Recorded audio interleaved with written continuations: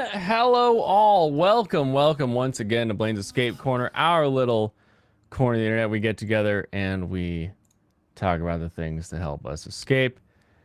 I am your late host. I was finishing the latest episode of My Home Hero, and oh boy, is the Taken anime, the what else would you call it? I don't know. Let's just stick with Taken. The Taken the anime, but with more Yakuza dad. Is it not? Is it not just doing fantastic? I am royally enjoying that show. Okay. What did I miss? What have you guys been talking about for the last 10 minutes? Bacon, cheddar. What is this? What are we doing here?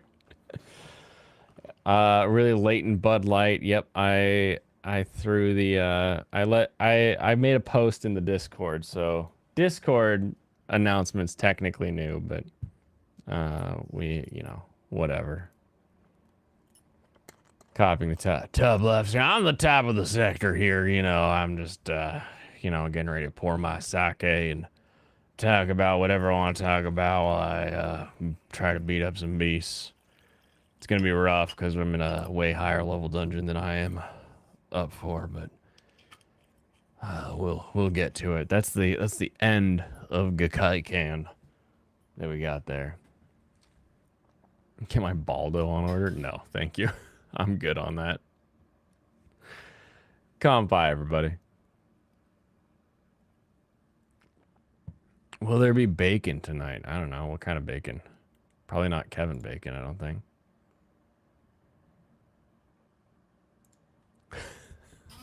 You gotta say, oh boy, like Mickey. Isn't it oh boy like, is the Rascals? Oh boy. It is very Mickey-ish, isn't it?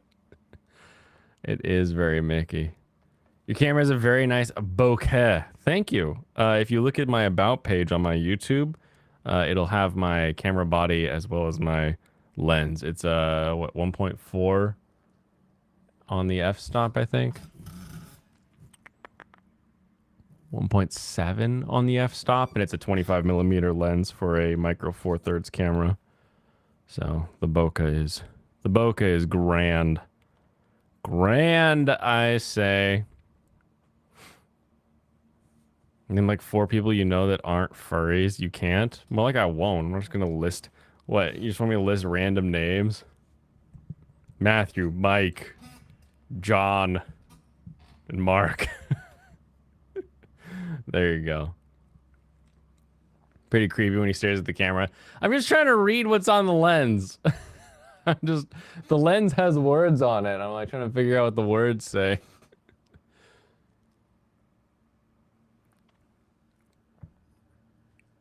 You're on Twitch because YouTube video is on pause. Is it? Is the YouTube video on pause? Yeah, I wanted to read it. It's a real camera.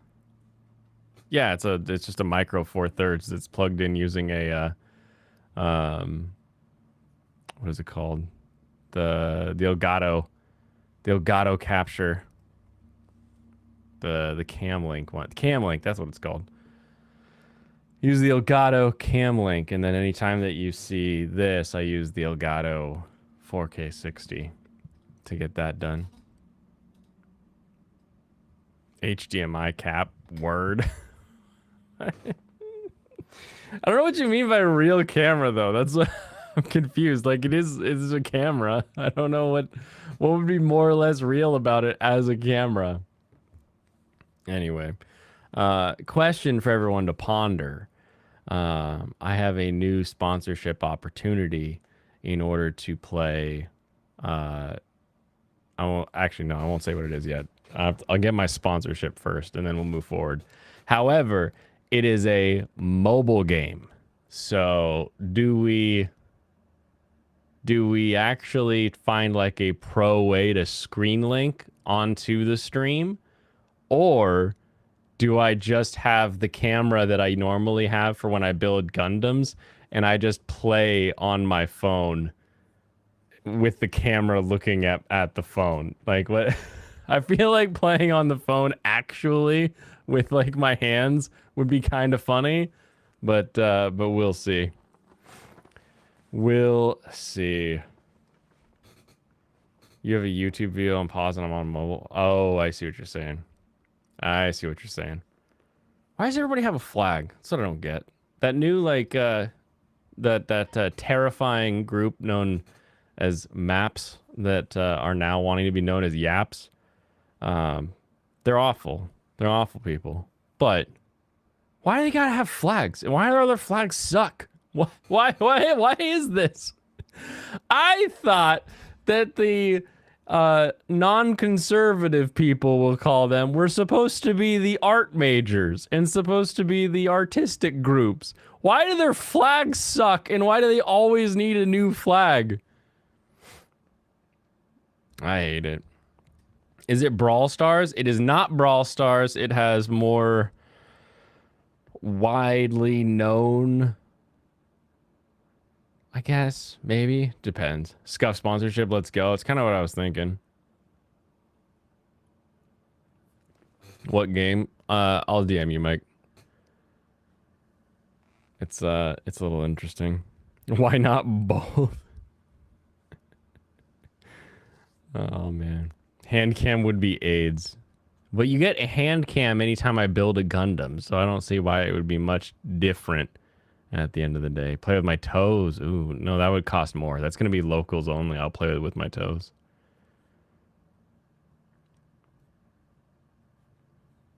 It is how you find your tribe.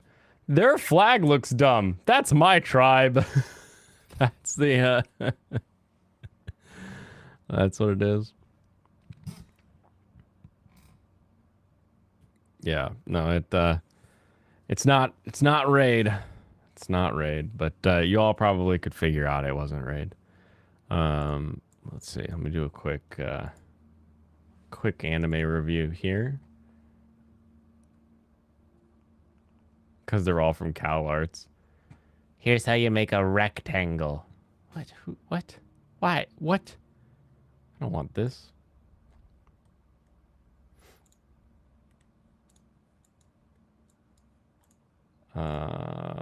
Bingo. I think I'm liking this.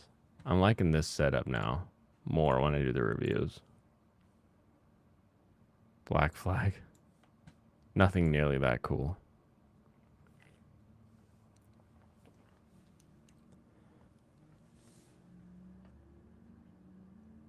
My home hero is taking a bit of a change from what I was sort of expecting. I was thinking up until the end of episode 2 that this was going to be our main guy.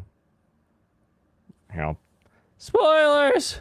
That this was going to be Daddy protecting his daughter by hiding the truth. But then episode 2 ends with him and his wife sort of being kind of wrapped up. Episode 4, yeah, is the latest one. And then episode 3 gets into what occurs in that situation, and it's great. It's well done. It goes right along with the rest of the show through that situation. But at the end of the situation, we now have this poster occurring. And I'm like, okay, I kind of thought this would be something that comes up, like in his hiding of the truth, his like trying to keep the body hidden. He'd start actually like interacting with the different Yakuza members kind of as it goes. I wasn't really expecting it to be a full-on, I'm going to help clear my name with the Yakuza story. So I'm excited. I like where it's going. This is fun. This is good for me. Very, very, very well done. I think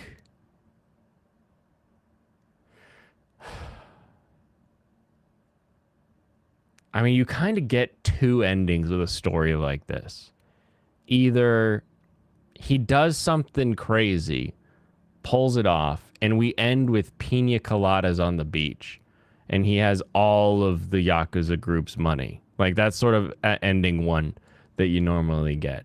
Ending two, he dies. Like, that's that's ending two. And I don't know which one is going to give us a better story. Like, which one do I want? Which one do I think it's leaning towards? Which one is going to be more memorable years from now? I like the I got the money and I got away ending. Like, I like that beach ending that you got the, it just ends with like the drink trays coming over and they like set it down and, it's just like hey, what do we do now? We just spend all the money we have. But the death ending can sometimes be unexpected, but it could also have a little bit more impact because you're like, oh, they are getting away with something, or they're gonna figure it out, they're gonna solve it.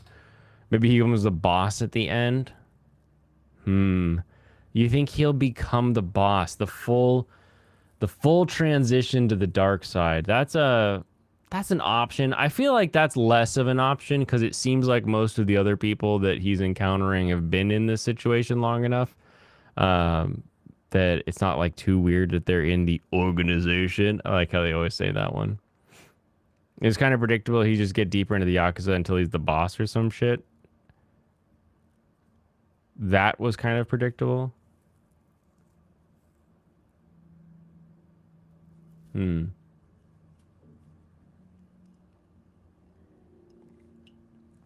I saw him interacting with the Yakuza members for a lot longer before he becomes some sort of like group member. It seems kind of sudden.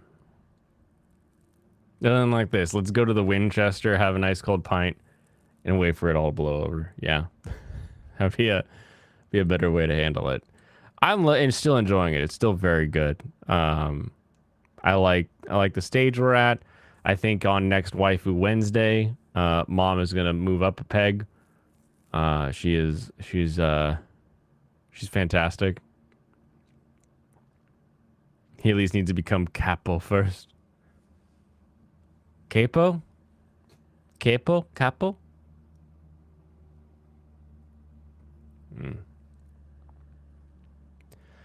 Anyway, very, very good.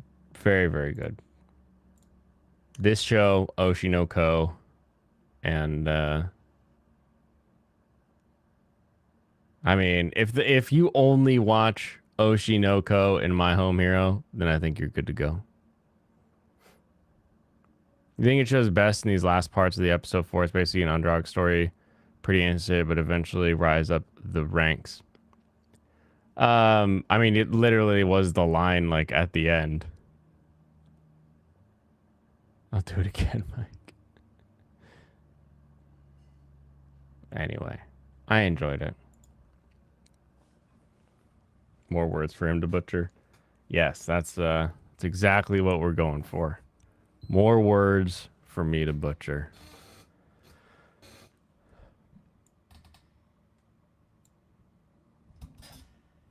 It's not like a capo is a device used for changing the key of a guitar when you're a worship leader who can't just transpose music. Why does my pillow thing keep falling down so much? Ooh, I got a meow meow. Meow meow, what are you saying to me? I hate that it's so tiny. I can't actually, I can't read it. I need to pull it up over here. Give me just a second. Do.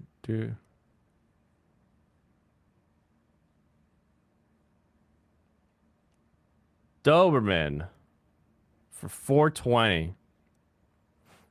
I think your wife is gay and she has good taste.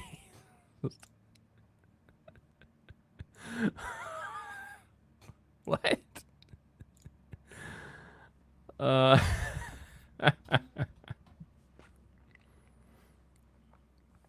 You're missing a Fansly stream for this, so get on with the content. Oh, just go enjoy your Fansly. Isn't that an OnlyFans?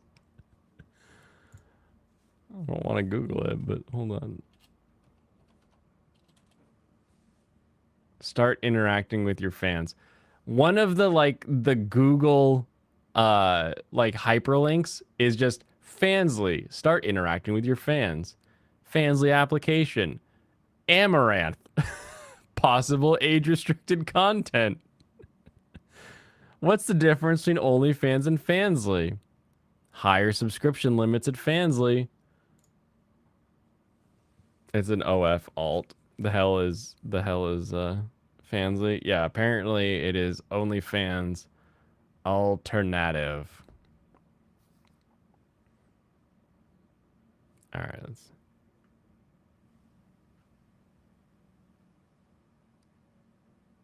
The thoughts were going there when OF was gonna change that policy. Wait, was OnlyFans gonna go? Oh, Jeebles.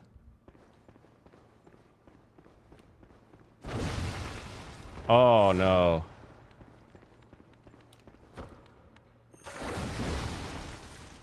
This is gonna take a while. Oh, or not long at all.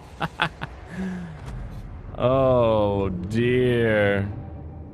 I am underleveled for this, but I need the claws. Maybe I just need to run around until I find them. Maybe I can do that instead.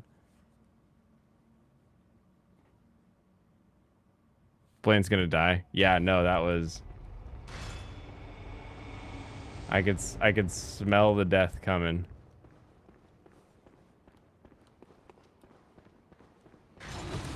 Oh, get out of here.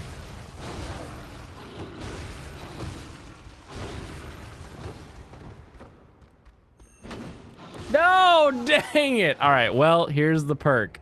Now I've lost all my blood echoes, so I can just sprint around. And we can just find my claws and we can get out of here. Blaine's gonna die. I wonder if I even have to go this way. I don't know where in here it is. I just know it's in here. I got Goblin Slayered, yeah. Yes, I did. Let's see. Oh, look, he's got some echoes. Oh, I've realized how dumb that what was the policy change? Just like no more nude content? Is that the policy that was going to change?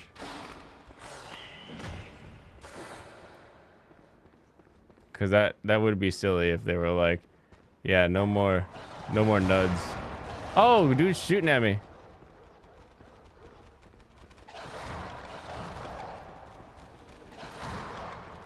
Oh boy. Okay. Surviving.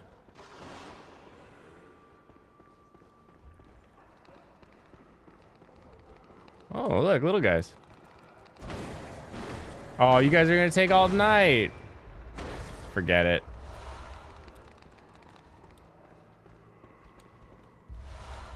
Okay. Here we got a bell. Gonna try to drop down, maybe. Oh, I can't.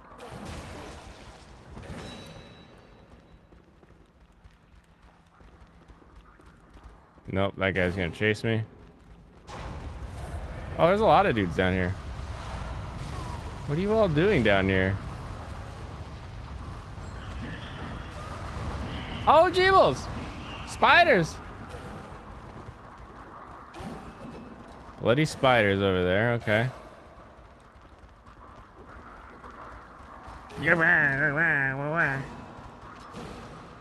Okay, there's the bell ringer. I got to the wrong side of the ladder. Helps if I know. Nope. Okay. Still nothing. How you like the daughter character in My Home Hero? She's the daughter I hope I never have. That's what I think about the daughter character. They were gonna ban explicit content back in 2021. Yeah, I could see that being pretty dumb. Let's try the other direction here. Maybe it's the straight ahead. Maybe it's not the... No, it's gotta be in this first side bit. They're always in these side bits. That guy didn't even care. He's like, did something weak run past me? Oh, well. Let's try going down. Okay, wait. So that's where I am. Is in this area. Okay. So that area goes to this area. Oh. Oops. Did not need to do that. Makes it hard to root for the dad protecting her. Oh, man. Classic,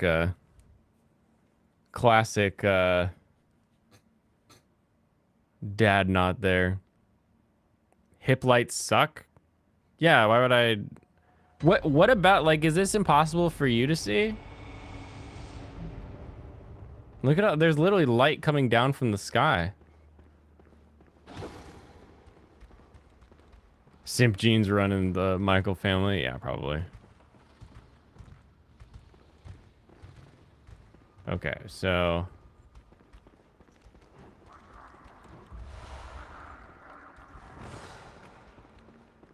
Maybe I'm missing...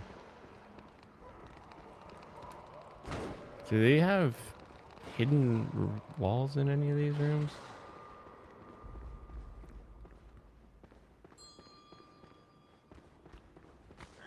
This is that room. It then goes down. Okay, so... Whoa, hello. Why, hello? Oh, hello. Gotta be it. Okay, come on. Let me get the pickup. Let me get the pickup. Yes! Go ahead and kill me. I don't care if I die anymore. Where'd you even come from? I'm gonna run down and try to pick up as many of these as I can. Because these are still useful. No! Okay.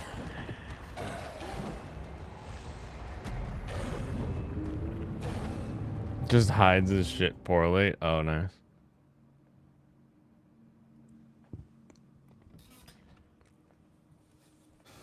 Alrighty. We did it, everybody. Now, weaponry is no longer an excuse. I have the best weapon in the game, but it's uncanny. So we'll see how this uncanny beast blade pulls off for me, but I'll keep the Kirk hammer at the ready. Ooh, look at that. These guys are poof. Poof, poof, poof. Okay. Yes. The constant hiss that lets you know. Oh, I need some echoes. Pizza Cutter's best weapon. Pizza Cutter's a pretty good one. Pizza Cutter's so good they brought it back. They did also bring back the claws in the hook claws, so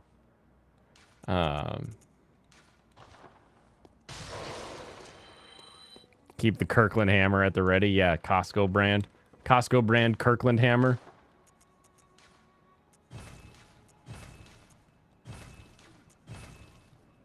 Oh, I do have enough shards. Let's go ahead and pop a level 3 maybe. Elden Ring made it pretty cool. Yeah, they don't call it the whirligig saw. What do they call it? I have it. Okay, so there's all that. Blood gem fort. We will take this guy and this guy off, and we'll go to the beast claws. Let's see what we got. Fizz up. Fizz up 13. That's pretty good.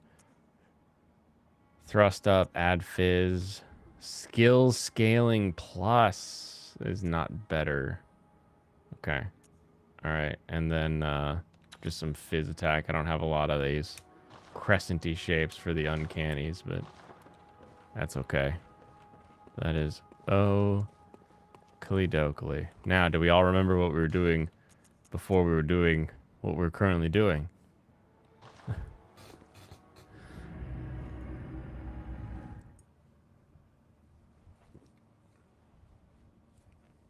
Yeah, my up until lately, my Elden Ring build has been like, I've got the dragon armor, so I have like this dragon cape that looks like a dragon wing. And what else did I do with that? I also, and then just the dual hook claws. Yeah, I've already got her blood. Are you gonna give me sedative yet, lady? I know your tricks. You're a very tricksy man, you see. And I'm an old cunning lady. Amy, yes, technically Amy, but however, we will. Woo! I like it.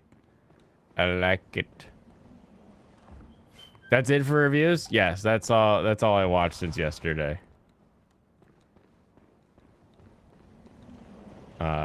Monday's my heavy review day. You feel like conservative hosts are hitting the headlines recently, like DW contracts, Tucker fired, and now Steven Crowder divorce.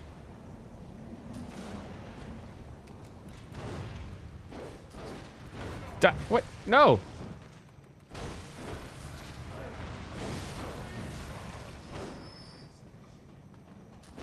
Oh, the moveset are so different than the Elden Ring version. I do not know what I'm doing, but I feel like I do.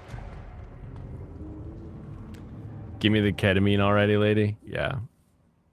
I forget. I think if I beat Vicar Amelia.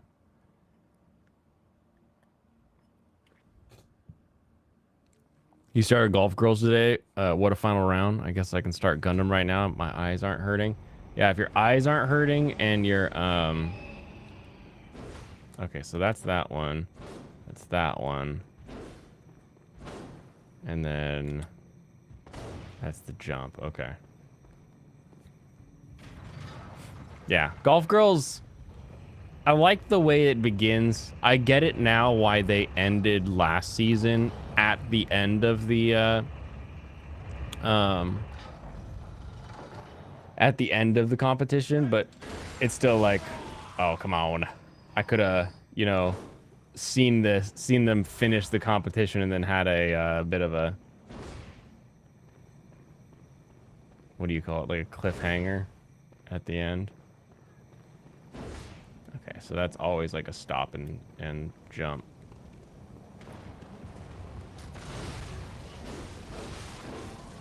Thank you, buddy.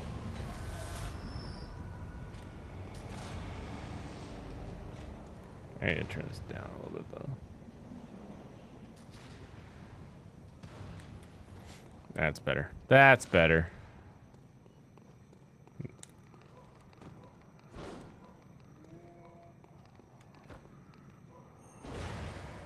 Goodbye.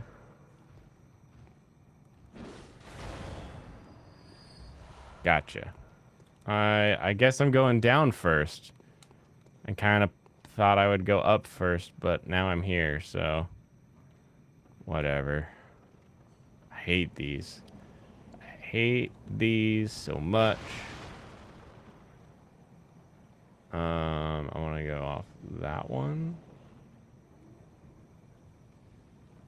Probably, yeah, okay, so that one goes there.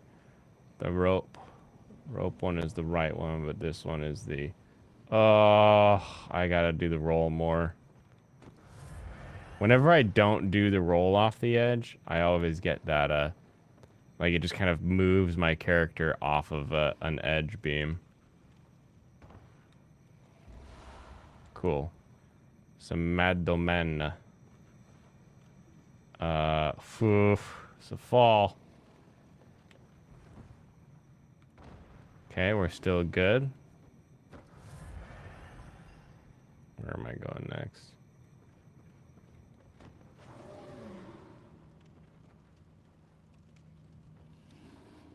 I hear ya.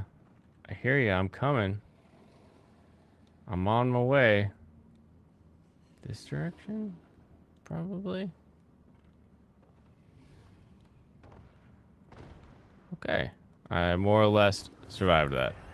First what? First you? Time for backstabs.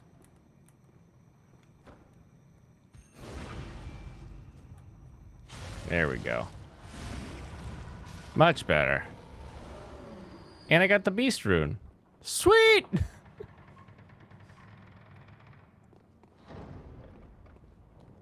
I mean, he did just say first. He didn't really say first what.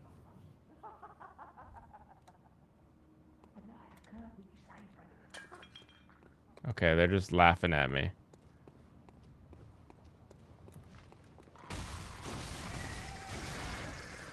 Okay. Rumpled Yarnum hat. I got the Eustace clothing.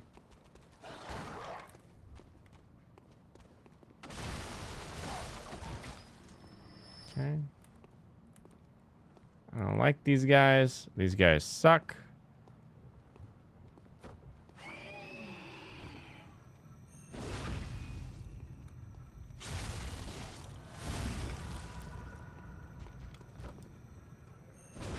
But it's nice that I can womboed. You like having that Gardevoir over on Twitch and no one else can see what you're doing?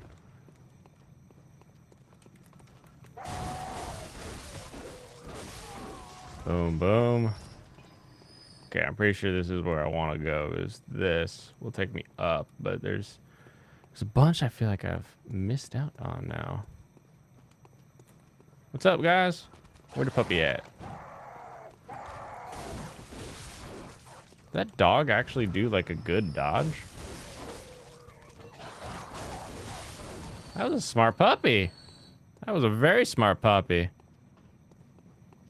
Laughing at Blaine is a natural reaction. Yeah, that's as it should be. Be weirder if you didn't laugh at me. What would the point be? What would the point be of hanging out? Face palming the whole time? What do these squids look like? Hold on.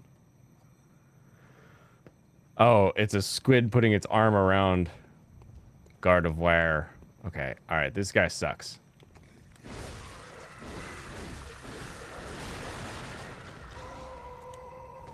Nice, I got the fire blood. That's cool.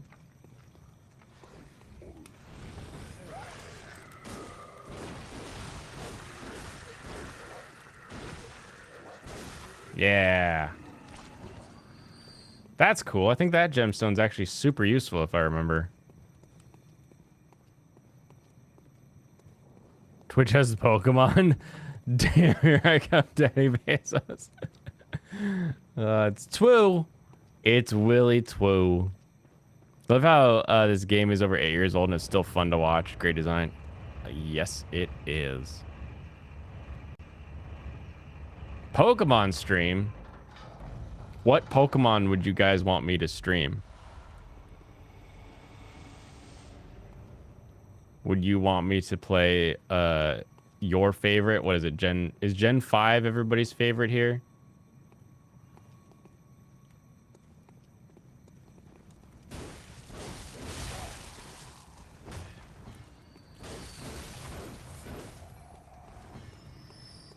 Moemon? Oh, is there the Pokemon Moe girls? Lucifer, yeah, but Lucifer, aren't you and I like of similar age? So we're like Gen 1. Same with Alex. But then there's all these little kids that are like, Gen 5's best gen ever. What are you, crazy? I have like I just have this dichotomy straight down my audience. It's like the Gen 1ers and the Gen 5ers. Like that's the cut. Moemon. Is Moemon safe for stream? Uh,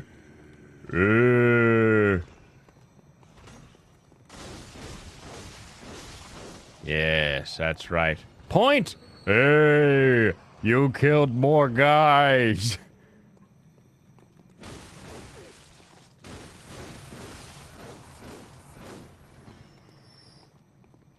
I kill lots, and I get my health back.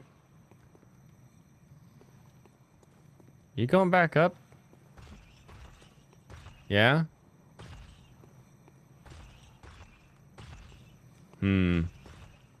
Moemon is safe. These mod people are a bunch of bitches. You see me complaining?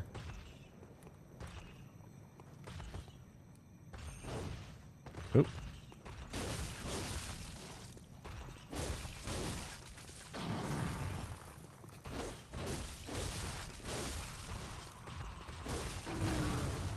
Oof. Dang it. Gym waifus? Ray Narvias Jr. streamed Moemon a year ago. It should be safe. Okay. Moemon. Oh, that's adorable. Okay. Yes. That's amazing. We can definitely do Moemon. Being Gen 1 has made me cynical. Has made you smart.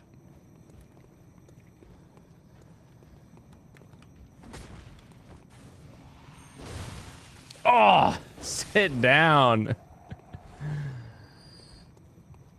I will figure out what I need to do to make a Moemon mod happen, because that's super adorable. I was not expecting it to be as cute as what I just saw.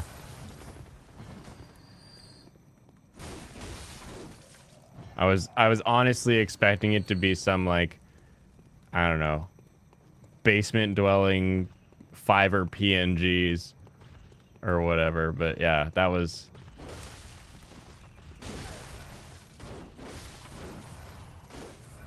Get my health back. Who's got me souls? Do you got me souls? The big guy got me souls. That guy got him. Come on, guys. You'll figure it out.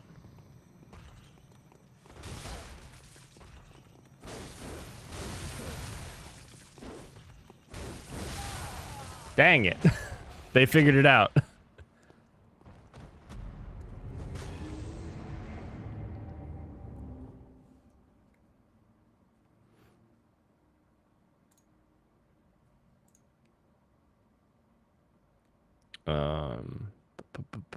Open image in new tab.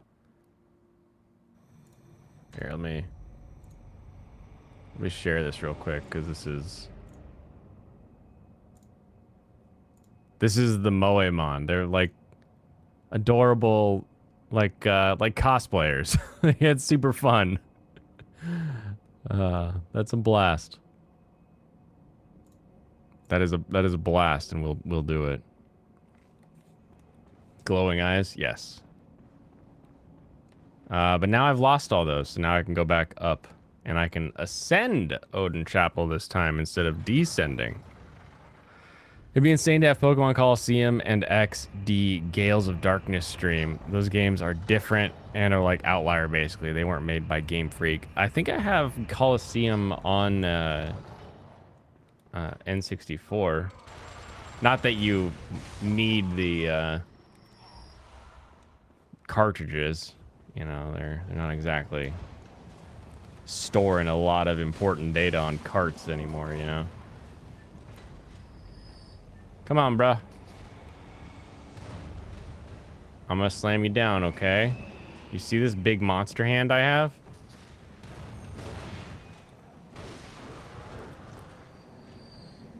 What do you want? Different looking dude? Ow. Why you shoot me?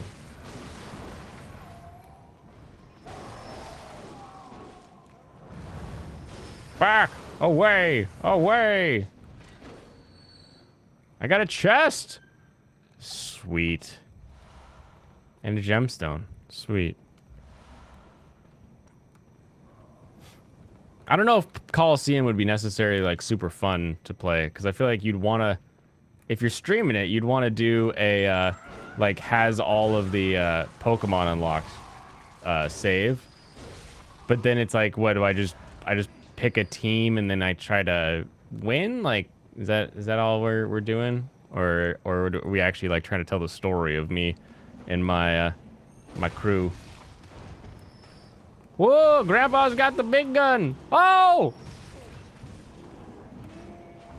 Forgot about you. But that's okay. You can die with them.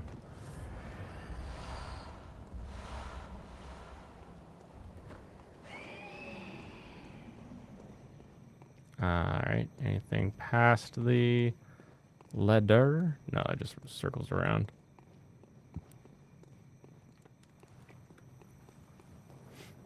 And yes, anyone who's curious, my my Elden Ring play is being ruined by the fact that I have to hit X in this game, but triangle in that one.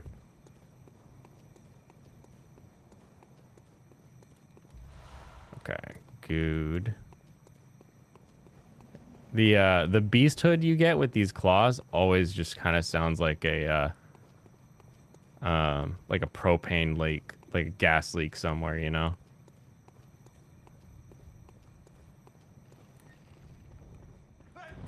Flamey boy!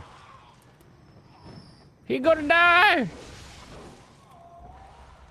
Another one! I have a pump up propane sprayer, just like those little things. Should use it for a cosplay. Yay, Radiant Sword Hunter badge. Ah, it's locked. I forgot that it's locked. Why did I come up here? To a locked door. How could I forget? You know what? Bold Hunter's Mark. Because I don't want to wait forever.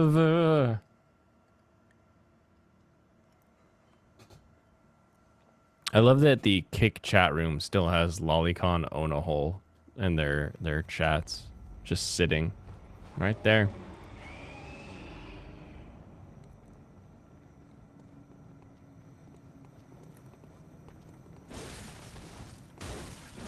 Boom, boom. Wickety whack. Don't look back. Whack you.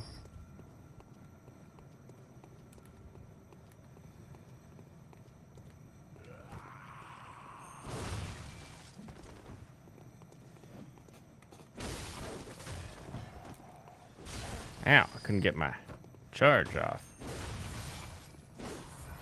That's right. Get thunked.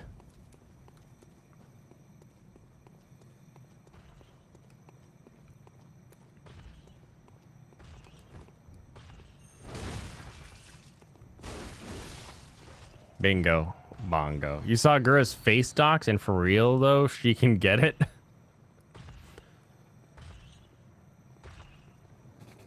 I mean, I know there was a time when VTubers, like, the joke was like, oh, the VTuber's probably ugly. But, like, I don't know that that's really the potential anymore. It seems like, at this point, a VTuber's probably the same kind of person who wants to be a streamer anyway, so.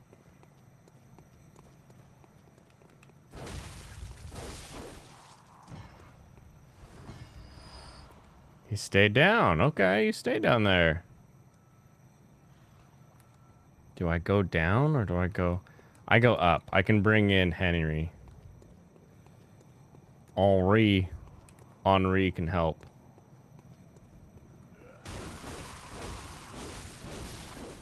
Yeah, keep pointing, broski.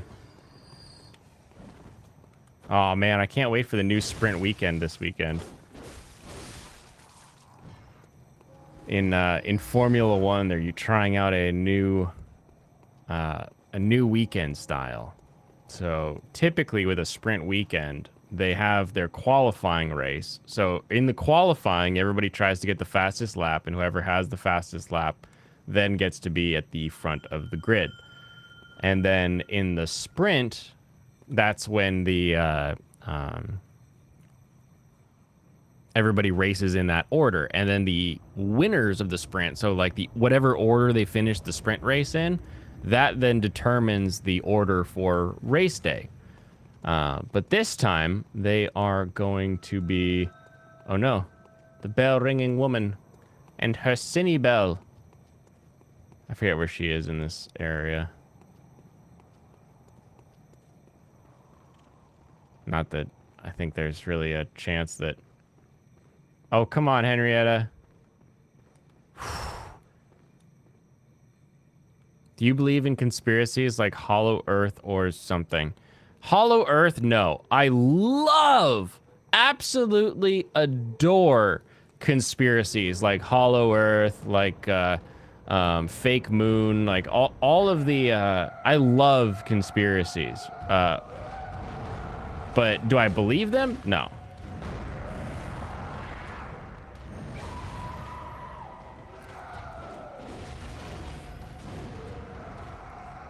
That's a step too far. Hollow Earth is impossible, yeah. But do I believe in like conspiracies like CIA projects that are experimenting with acids and stuff? Yeah, probably. Like what why wouldn't I? Now, do I believe in those being malicious? That's a different question entirely. I think there can be conspiracies that are occurring where the people involved are not actually even doing so necessarily out of malice. They think what they're doing is like useful, helpful, this kind of thing. Ooh, let me get that visceral.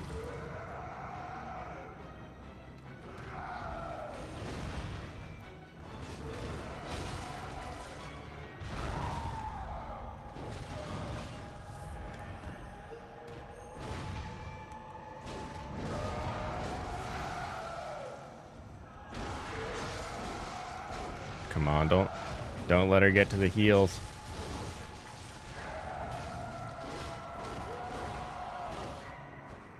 Oh, there's so much of this wavy hair. Can't tell what's going on. Oof. Oof. Let me back out. Henrietta, pull. Henrietta, pull.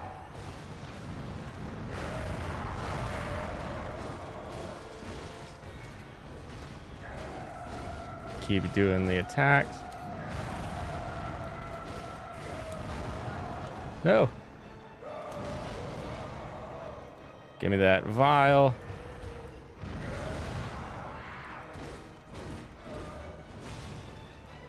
Henrietta with the whiff.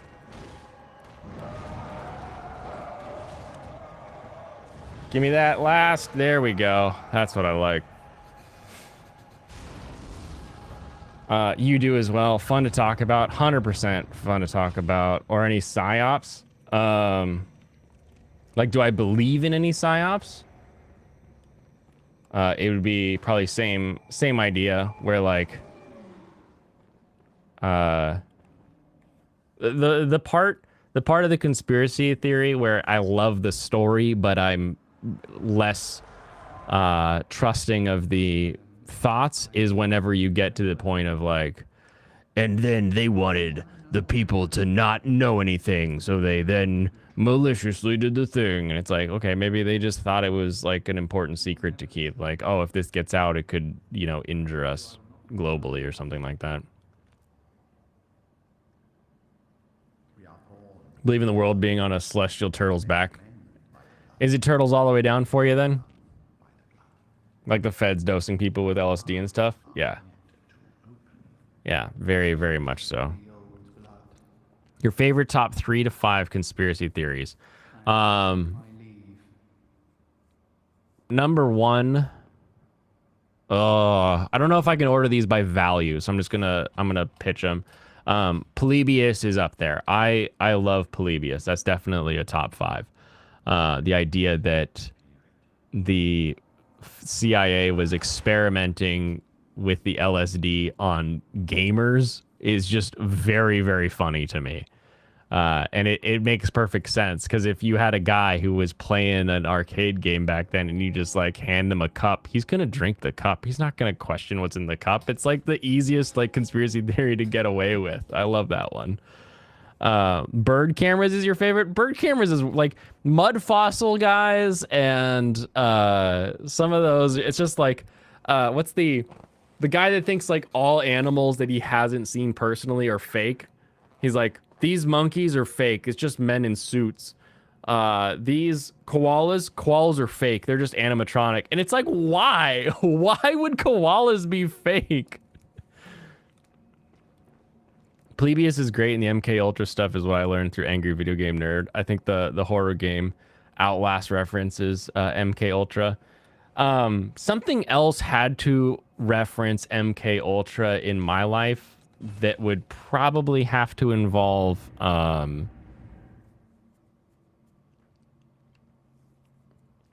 the heck is that? What's the Helter Skelter guy?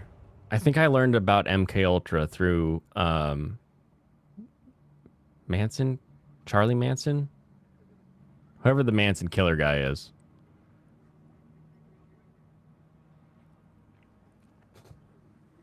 Australia can be fake, but the animals can still be real. I got the eye of a blood drunk hunter now. Charles Manson, yeah, I think that's the one.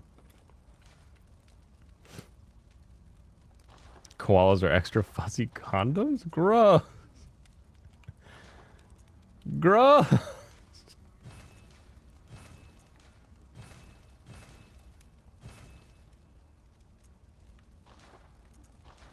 Did I get a better... So I'm at 13. That gives me better thrust. But not by much. But now I've got this. Fire attack. Yes! Get ready! Get ready for fire attack beast claws. Have fun with chlamydia. Those koalas are packing. Yeah, exactly. That's the real truth. Am I right?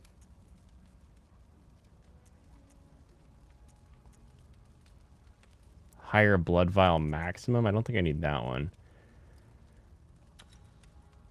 And actually, air is probably less. Actually, less. More blood echoes from visceral attacks. No, let's just do air. What did I just do? Boosts effective temporary to transform plus 20. Okay, cool. Cool. The CIA putting drugs in the hood. Welcome. What is it? CIA putting the drug war planting. Let me stand close. Now shut your eyes. I always wonder on that one if it's the CIA, because everyone says it like CIA planting drugs, but I wonder more so if it wasn't like, if we're going to talk about the reality behind the conspiracy, is that the government's like, okay, we can oh, actually, hold on, I gotta mute.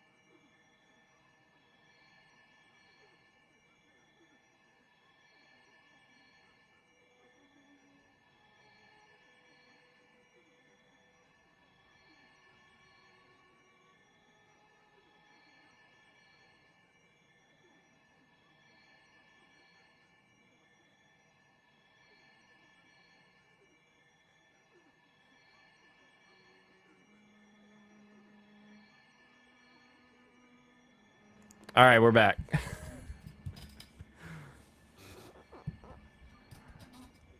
All right, you leave because I took a phone call. Now you go to Fansly for the memes. Yeah, exactly. Look serious? No, not serious at all.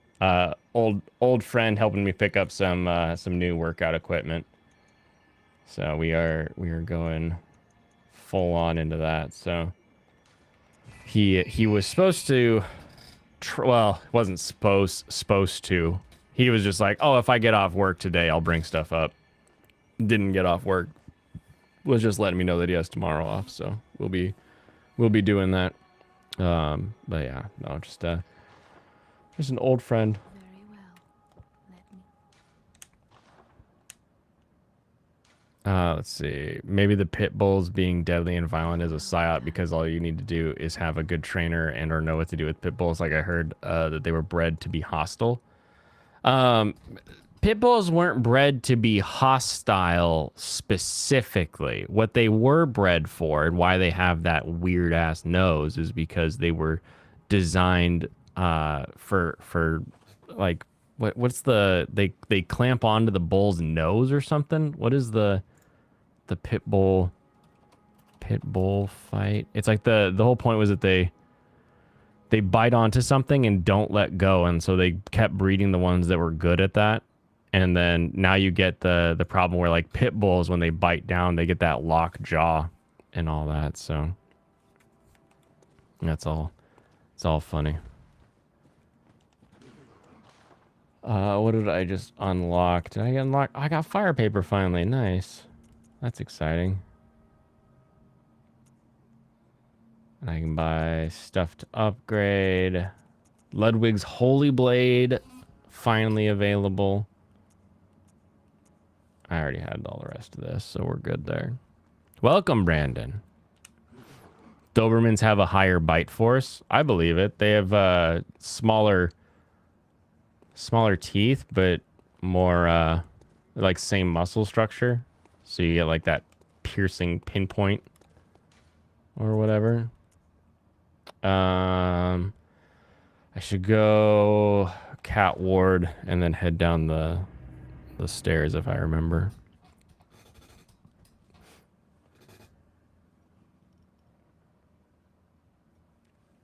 What was I talking about? Oh yeah, more so that the government was facilitating the sale, purchase, and transfer of drugs. You okay, lady? Oh, she's sad now. She'll never give me what I want. Facilitating the sale, transfer, everything. Should I go into the nightmare? I think the bloody eyeballs let me.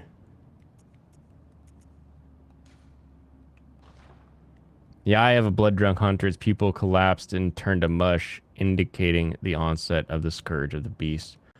A hunter who goes drunk with blood is said to have taken by the nightmare, destined to wander forever, engaged in an endless hunt.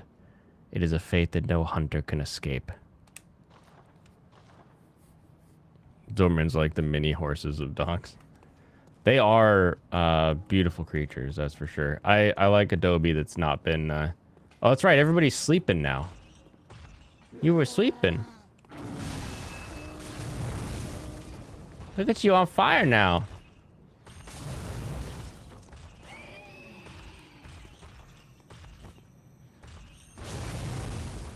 Why does that only do 55? Can I get a little more damage around here? Would be nice.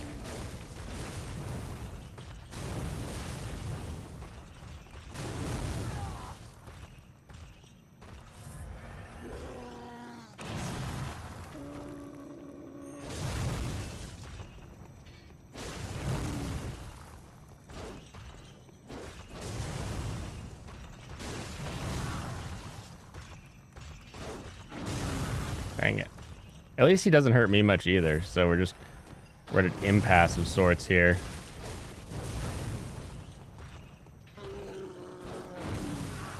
How did that swing get me?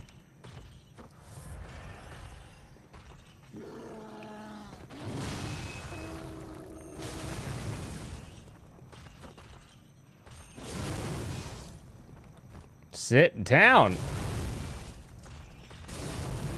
Finally. Oh, Jeebles. DLC. Okay. I will, let's go open up the next area, and then we'll come back and dive into the duckle. The dulk. Sleepy giant, wake up.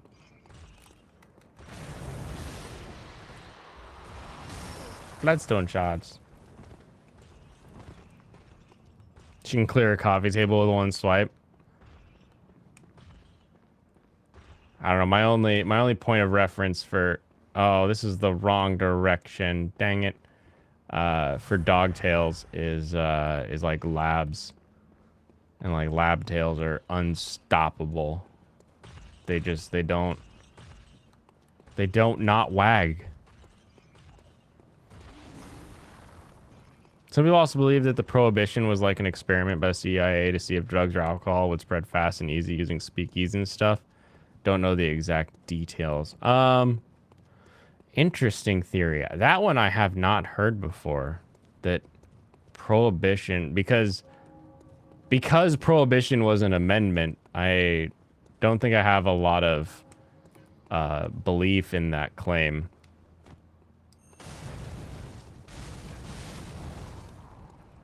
It seems kind of out there, we'll say. It's over here, right? Wait, where?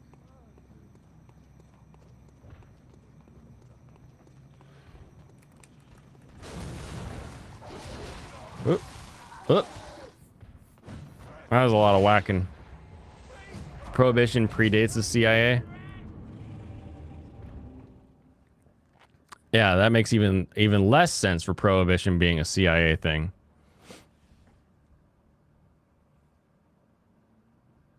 It's pretty out there and weird. That's super strange. What is their idea? Prohibition was a CIA op, or are people just using the term CIA as like government doing a thing?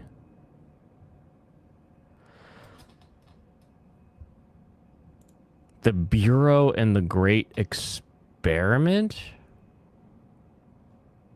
Maybe it's a different... The Bureau of Investigation, the FBI's predecessor. Hey, this probably makes more sense. Trying to think of a really silly conspiracy theory. Let's... All right, everybody. We're going to see what the FBI.gov website says about the Bureau and the Great Experiment.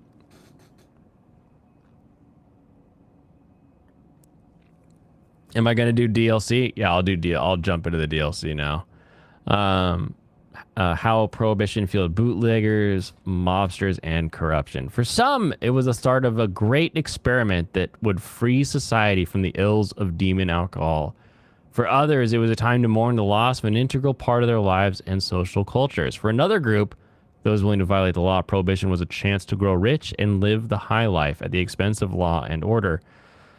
A century ago, this January, the Volstead Act authorized the federal government to ban the manufacture and sale of intoxicating beverages. The Bureau of Investigation, the FBI's predecessor, had already been investigating certain liquor-related matters. During World War I, the Bureau helped enforce the Selective Service Act, which includes sections aimed at keeping American soldiers dry so they'd be fit for fighting in the Alaskan territories. The BOI worked with Canada and Canadian law enforcement to intercept smuggled booze, and as the Volstead Act started to go into effect, it pursued these new criminal violations as well.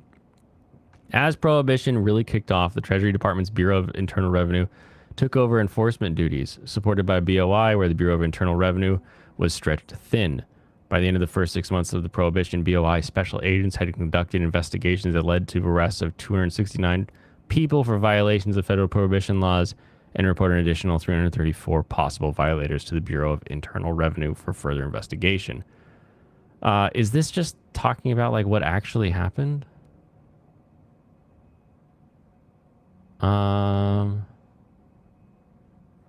Bureau agent, bootleggers. Oh, wait, hold on. Maybe. Gaston Means, he used legitimate connections to the federal government to conduct criminal work. Okay, here we go. Means had a long record of unsavory and unlawful actions even before Prohibition. He was accused of spying for Germany. He was suspected of murdering a widow and forging her will. And he was a close and shady confidant of U.S. Attorney General Harry Doherty. With this connection, Means became a bureau agent in 1921 and was soon using his position to extort significant sums of cash from bootleggers in return for promises of using his influence to get them out of jail. When J. Edgar Hoover took over in the bureau in 1924, Means was shown the door. He came back to the bureau's attention in 1932, though, when he swindled a wealthy Florida woman. His false promise to her, Charles Lindbergh signed. Congress moved Prohibition enforcement of the DOJ, creating a Bureau of Prohibition, stood apart from the Bureau. Nah, this isn't useful. That wasn't fun.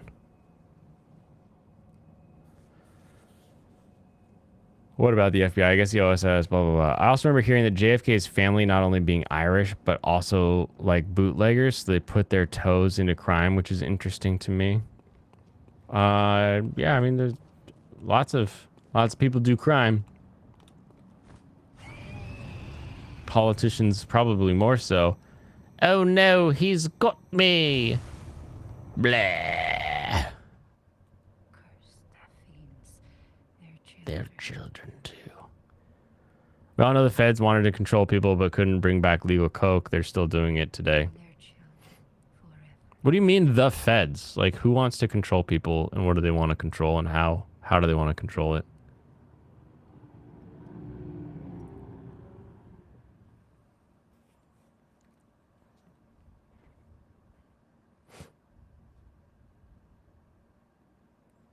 You heard Joe Kennedy Sr. was a rum runner in the 30s? Who wasn't a rum runner in the 30s, am I right? Alright, so now I am in the Hunter's Nightmare. Oh, it's so nightmarish.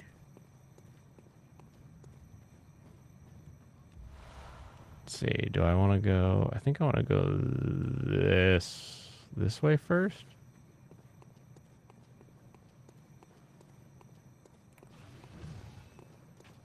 I do like this sword. The Bleach Renji sword. It just like separates out into a whip. It's not getting to the bushes and the Saudis. That's conspiracy. Yeah, we're deep into conspiracy talk now. Joe Kennedy Sr. was a rumor. I mean, if you were a man of money in the 20s and 30s, like, would you not be a rum runner if you were a man of means? I feel like I would. All right, let's try to hit him with the Vis.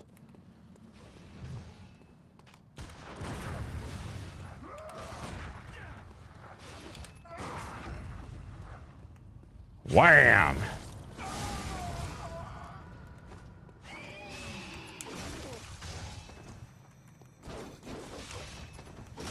Dang it. Joe was a new money guy, just like Gatsby. Boom. Full circle, baby. You know, they did it. What's up, IGP? IJP Mexicano. How are you doing today? I know that Lucifer told me to do the DLC, but I may not actually be of sufficient level to I hate this stairway. Uncle Jesse ran Moonshine. Those Dukes were wild, weren't they? How about this? That after the Federal Reserve was created, they funded both sides of World War I. Ooh, I like that one. That one's fantastic. Are there receipts for that one? Like, oh, here you can see they sent money in X, they sent money in Y, and because I feel like you could pretty easily make something like that happen in with the way that like the world economy functions, you know. Dang it. His gun is powerful.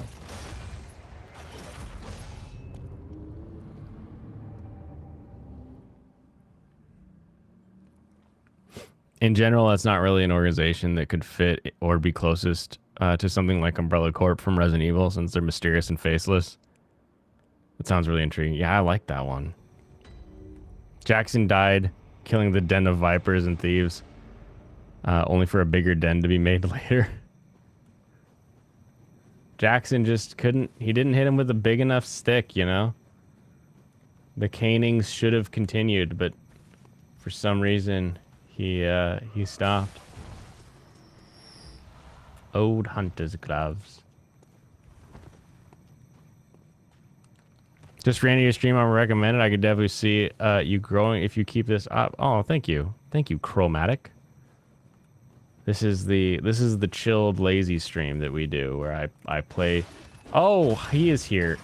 Where we play video games and just have fun talking about whatever we want to talk about.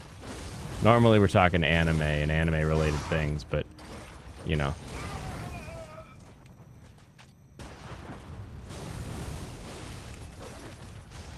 Yes. Oh, skill issue. Dang it.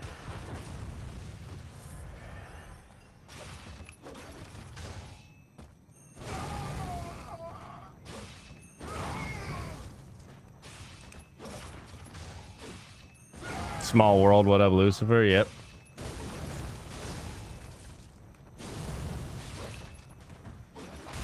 Oh, dang.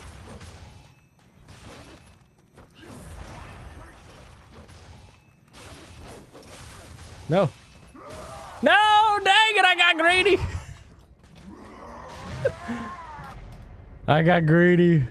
DLC is god tier. FromSoft hit the lottery. Yeah, no, this DLC, every Dark Souls related DLC always has the true final boss of the lore. Big corpo versus big government.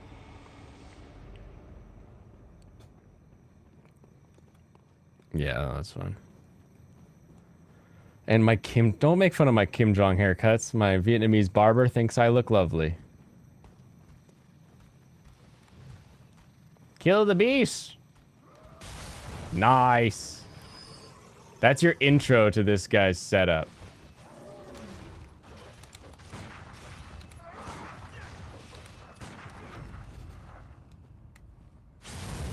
Okay.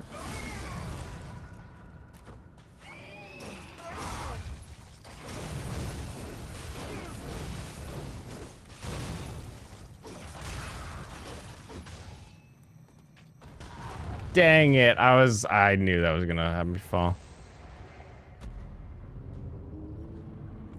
She needs glasses worse than I do. IJP been uploading 3 videos a week for like 2 months. IJP, what do you do? IJP Mexican. What am I gonna find on the IJP Mexicans YouTube channel?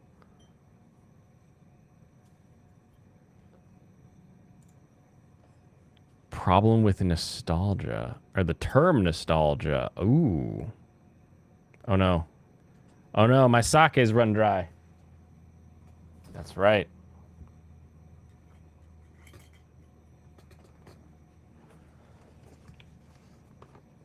Da, da, da, da.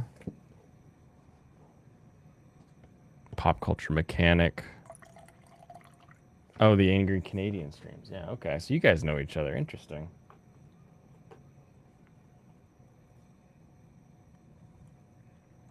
How about cryptids like Loch Ness, Bigfoot, and Chupacabra?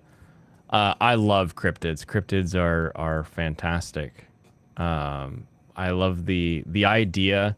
You can either go through the like their fake mythical creatures, or you could like jump into them being holdovers from a past civilization or life or something like that, right?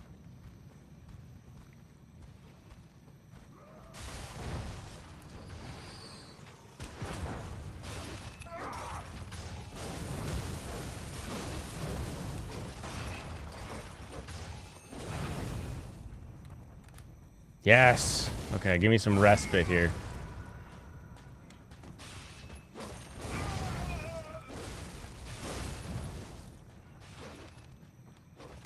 Okay, and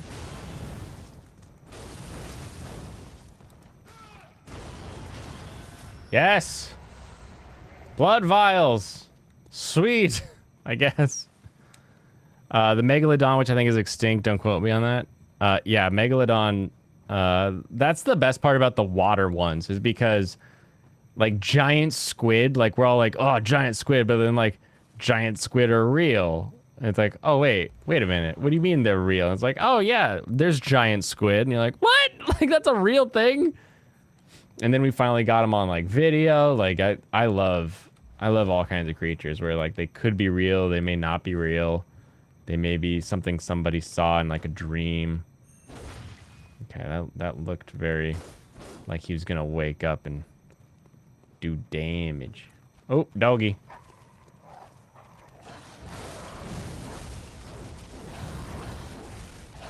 Ooh, I am not.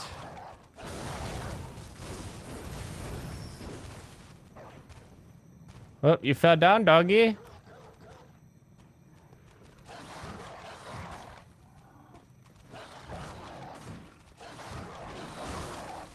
Dang it. What do you want? Why is everybody down here? Oh, Sergeant's here. Nice.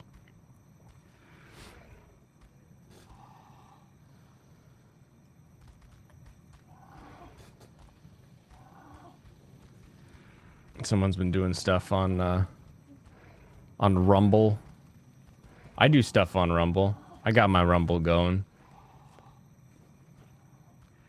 You gotta have your Rumble going. Otherwise, what are you gonna do when they come for your YouTube? Am I right? Uh-oh. There's a lot of these guys. They all don't like me, which is good. I'm glad you guys don't like me. Oh, look. That guy will take care of him for me. Thank you, Hunter. Thank you, Hunter. Hello, puppy. Oh, another hunter. Can I get back this way?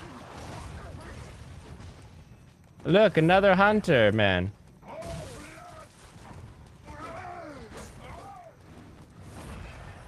Oh, well.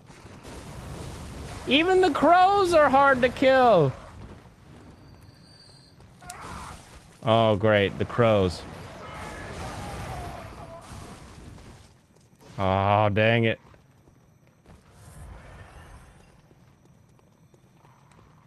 Oh, there's beasts up here. You want to fight these beasts, bro? What was that? Huh. I wonder what that weird thing was.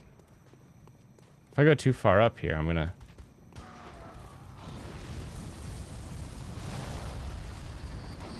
Okay, that was useful. You guys gonna open the door? No? Okay, I didn't think so. Not this way, apparently. This is the wrong way. Is this the right way? Yeah, this looks like the right way. Can't wait for me to get the food truck going. Neither can I. I can't wait to get the food truck going either. That would be real cool to finally have a food truck going. Ah! Amygdala!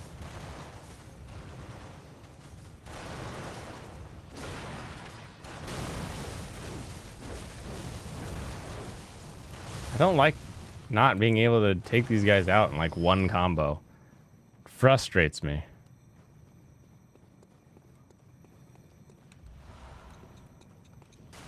You gonna blow it all up? You just gonna blow it all up? How did I miss that? At least that guy caught fire. Definitely forks for all those PNW guidance. You're getting a chopstick. Oh no! But the menu will say, please ask, or the window will say, ask for forks.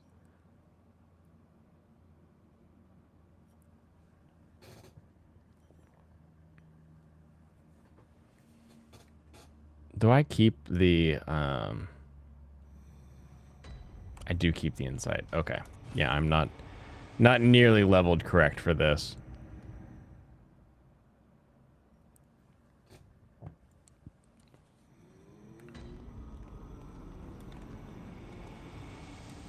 I'll let you sleep, lady. I'll let you sleep.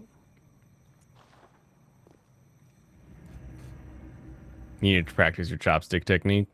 It's important. Everybody should be able to take a couple of pens and do chopsticky stuff with them.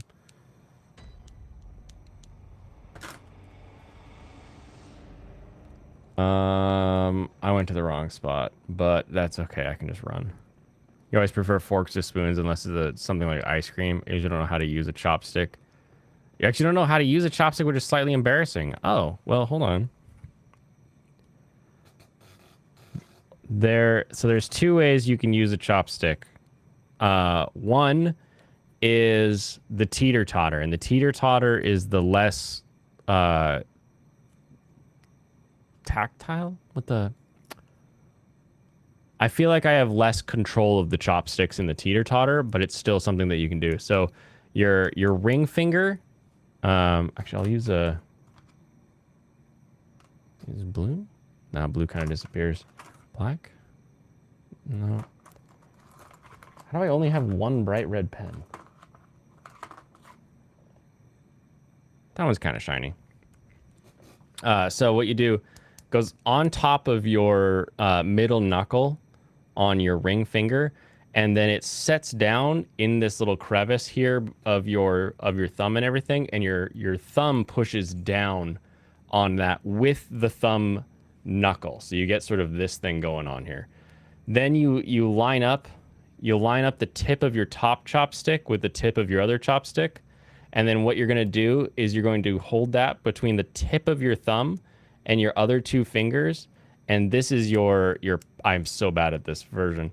This is your pivot point, basically. So you create like a little teeter-totter with your thumb as the focal point in order to grab things and get food into your mouth. Now, the much easier way to do it personally is it like this? Yeah, okay. So your middle finger is going to be your bracing finger. So whether it's that second knuckle or all the way out at the first knuckle there, you hold it. Same thing. Your thumb is sort of pushing it down into that finger. This time, though, your index finger and your thumb are going to sort of work together, like they're drawing it in a sort of, I don't know what's the easiest way for you to see what I'm doing here, but basically your index and your thumb are working together there. So your thumb knuckle is pushing down on the bottom one, your upper finger is getting the top one, and then this gives you a lot more dexterity. The other thing this allows you to do too is when you're eating with your chopsticks is you can actually move the chopstick to a scissor position. You can move it back to the other side. You've got this sort of extra dexterity at the tip of your chopstick that you don't have with the teeter-totter. Why does he have pens and colors you can't see? I was just looking for... I can see reds and blues and blacks and whites. I just wasn't sure if it showed up well with my background. You still remember the day you learned how to use them? Did you have the cheaters as a kid, where like you take them and then you like bundle up the back with a rubber band and you put the paper in here so you can just pinch them, And that like just lets you use like sticks to grab food for a while until you get really good at it. Appropriate stick culture. George Sargent knows how to use chopsticks. Good. Hopefully everybody at least now knows how to try to use chopsticks. Even if you can't use chopsticks still, you at least have the here's what you do to start learning at least. Let me behind this big guy. Is it this way? It's got to be this way, right? Whoa, what's up, bro? Tell me about the Healing Church. Tell me about Bergenworth. Tell me about the corrupt Vile Bloods. Thank you. Wait, do you have anything for me? You gave me fire paper last time. Oh, gameplay isn't up. All I do is sprint through things.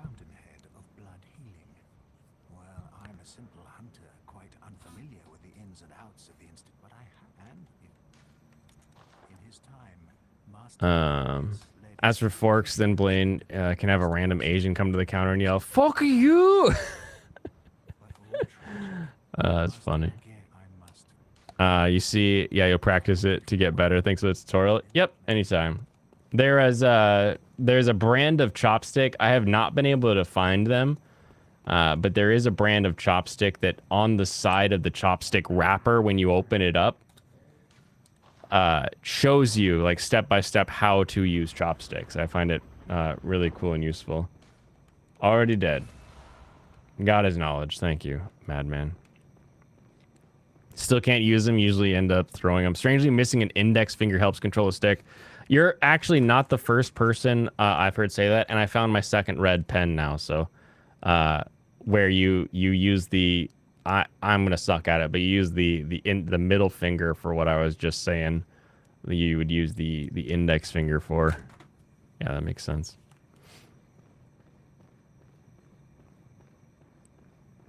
You do that except it'd land on me. You throw it, it bounces back and hits you in the eyeball, and you're like, "God, dang it! I made it to the Forbidden Woods. It is forbidden to be in the woods." Okay.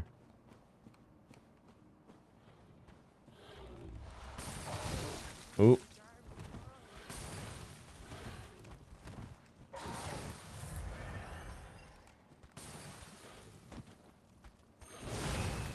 That's right. I can slam too. Ooh, I'm covered in oil, so that fire attack did a lot. Vile Blood hype.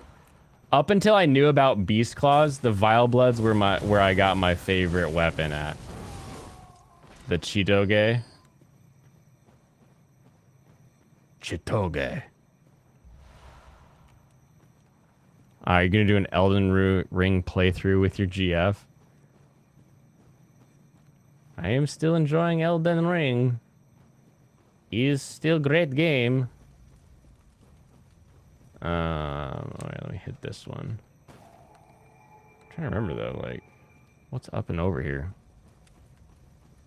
Maybe I'll have less trouble with my next meal of noodles! Just remember, have you ever seen a Japanese person eating with the bowl on the table and grabbing something and eating it while the bowl's on the table? Have you ever seen that? Real life or anime? No! What you do with a bowl of noodles is you grab it and you hold it right next to your face, and then you just... You could hold one chopstick and get the job done. You don't need both of them to eat a bowl of noodles. The trick is holding the bowl.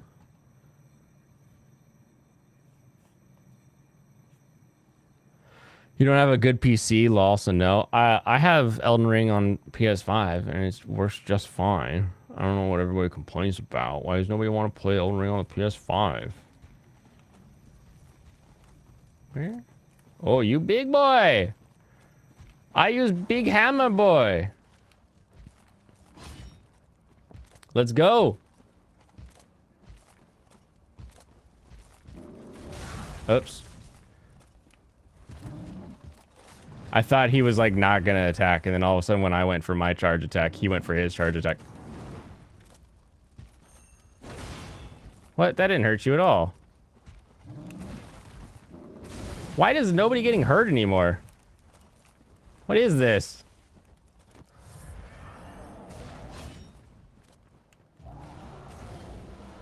Blood gems? Are you serious, bro?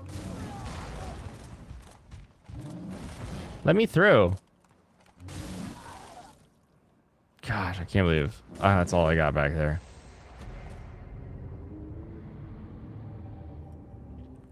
Just like in the animus, exactly. And make the anime yum yum yum noise, yeah.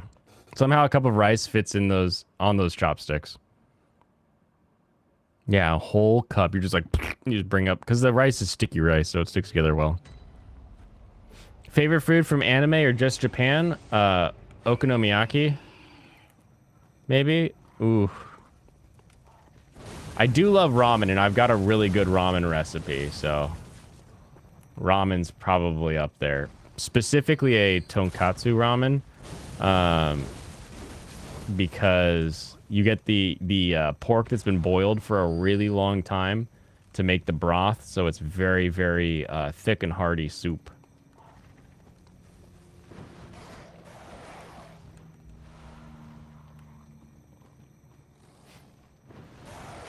No, you don't think you've seen them? You figured it out.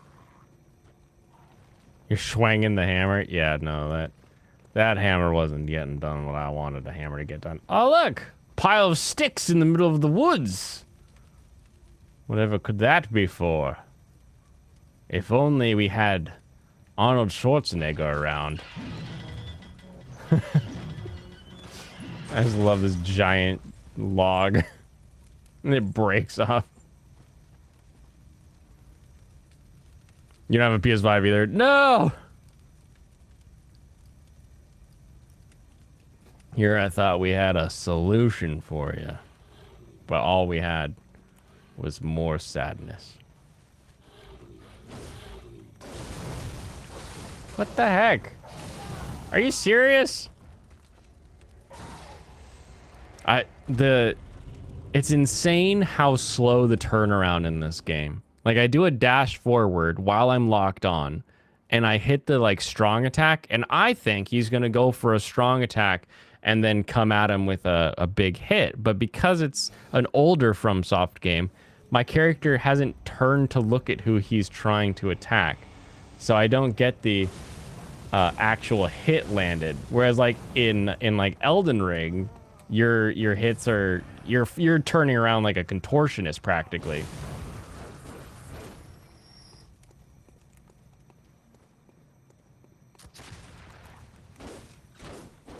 See, that one I didn't even log on or lock on, and I went on for like the secondary lock, see if maybe I got something, but no, nothing on that one.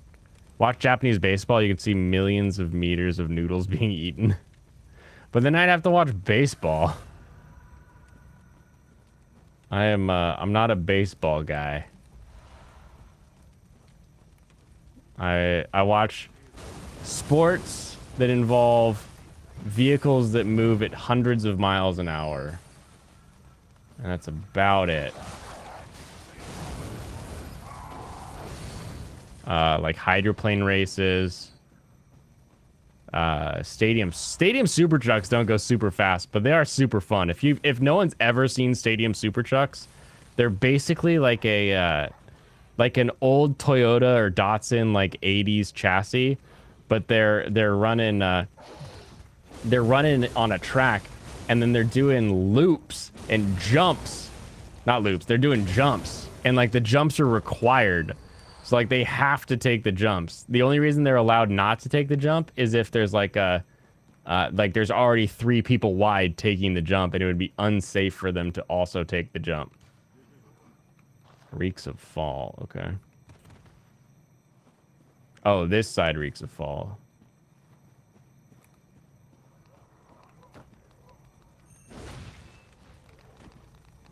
Wait, die. I'm just gonna scoop you.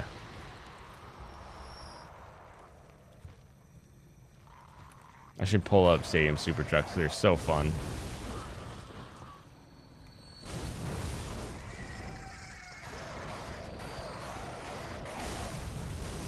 Sit down, bird.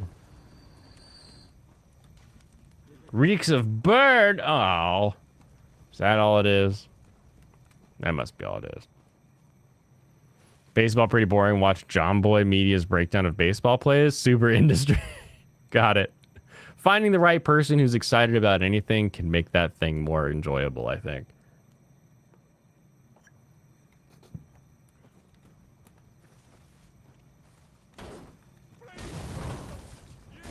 I don't have enough strength with these to... I have to use a charge attack to get him to not be holding it.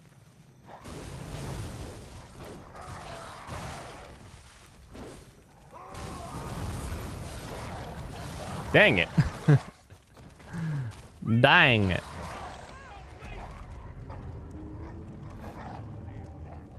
Do I need these guys' drops at all? You'd watch more sports if someone like Bill Burr would commentate them with swearing. That would be pretty hilarious. I feel like does Bill Burr, he seems like somebody who would also enjoy baseball. So like it would be really fun to see someone who enjoys baseball and who has that sort of comedic raunchy attitude. I'd be down. I'd watch Bill Burr commentating baseball. You. I got him.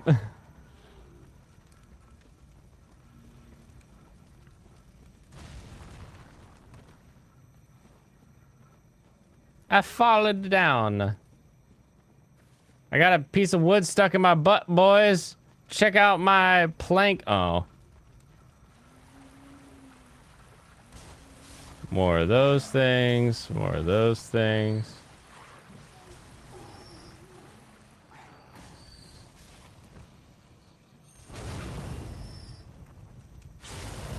Didn't we recommend a good baseball anime recently? Majors is a good baseball anime. What's the other one? No, get up. Get up.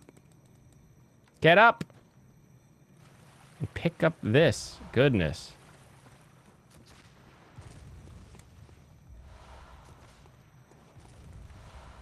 Trying if there's something other than majors.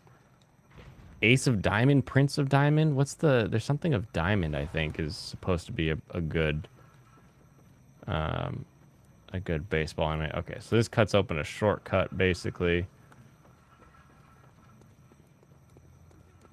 Majors, that was it. Okay, yeah, that's what I was thinking. Get those shards. Twin blood shards as they would be. Guy shooting cannon. What's up, cannon shooting man?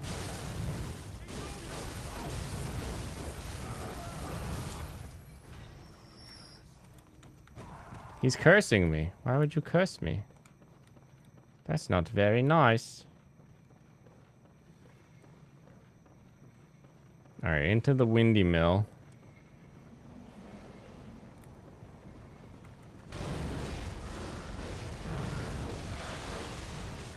This guy's a big snakehead man.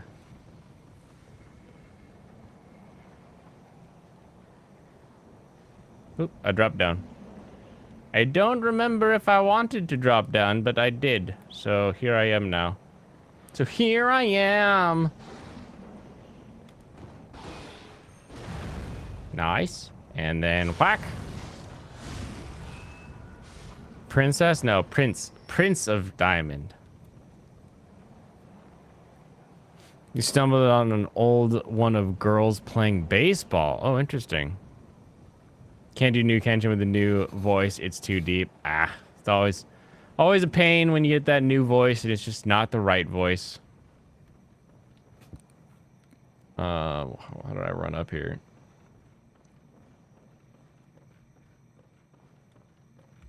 Poison knife.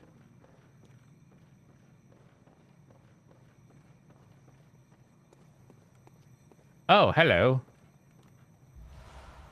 Poison knife. Interesting. Oh, hello, dude eating people. Scare me like that. On a night like this, I took you for a monster. Oh, thank the stars, fairly normal. Was it you? Thing had me trembling. Froze. Well, So, should I take a poll? Tell him of the Odin Chapel. oh, you're giving me hope. Take this. It's all I can offer. Why my character sit down? Poll time. Do I kill guy who eaten people?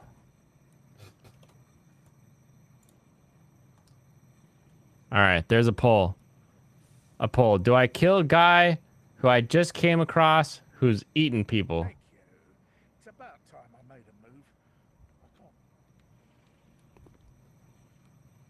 Yes, at 100%.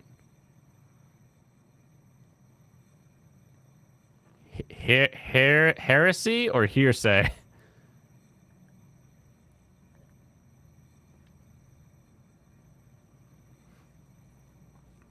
That might be the greatest hero in skeleton form. Oh, the poll is changing. How far behind is my unbuffered stream? I don't know. I literally just saw that text when I read it. Alright, I don't want to sit here all night. We kill a guy who eaten people. Alright.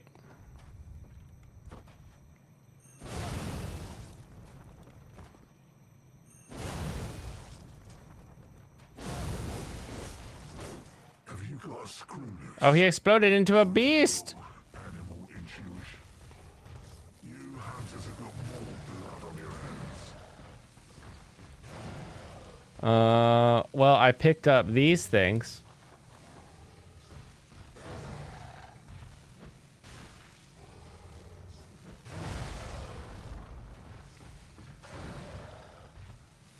Voting results were fast, yeah. What do you think this is? State elections, government elections, federal elections? I poll quick. Prawn is definitely not better in Japanese. Have you guys heard those moans, nails on a chalkboard?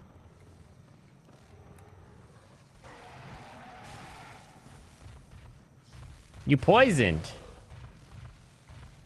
How far behind is my very buffered stream? I don't know. I think I read that pretty close to when I saw it. Wait till one hits you in the prize box. Dragonry is not so weak then. When a girl throws a ball, regardless of the type of ball, if it's a weak throw, therefore softball. Gotcha.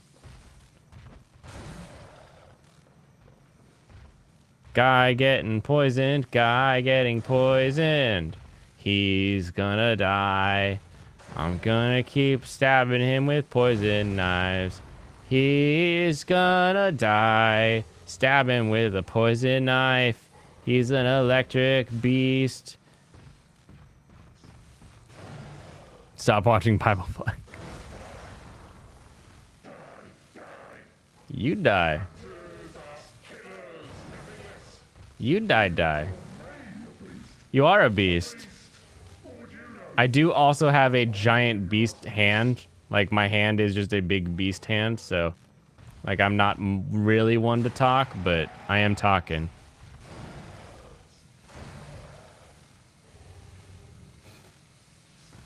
It's a soft tennis, though.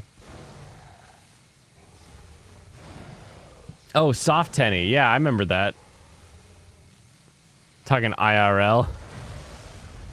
Food is for closeted metros. Hey, metros get people to work. There's another person just standing here watching them get poisoned too. I'm not the only one who's chasing it.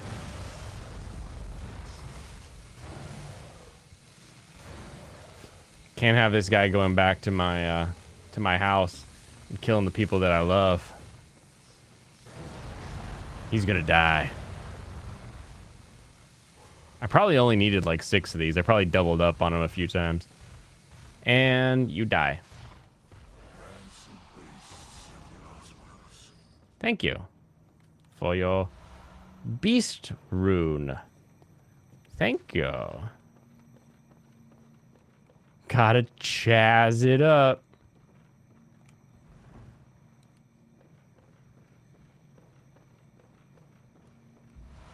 Ooh, I got the cannon. Goodbye.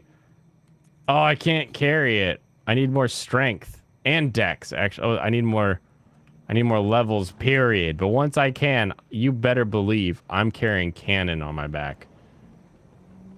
Not the anime. Like a big ass cannon. Okay, is there a good spot to fall to? This one seems okay. Where'd that snakehead? Oh, he's down there now. Okay. Closeted dragon sexuals. Oh, no Riz? No Riz? Riz check, am I right, guys? I hate how sometimes the barrels look important. Like the barrel is like very clearly like lit up a little bit.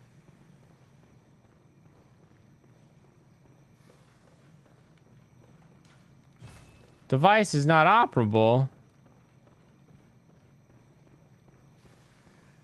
But I want it. Good thing he maintains his last little health numbers. That's handy for me. Not so much for Snaky Boy, but useful for me nonetheless.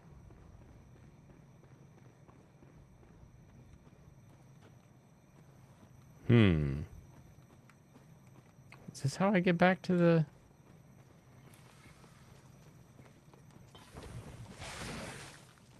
Yeah, that's terrifying. Oh, I want to go up and to the right. That's the shortcut. Huzzah! I have found it!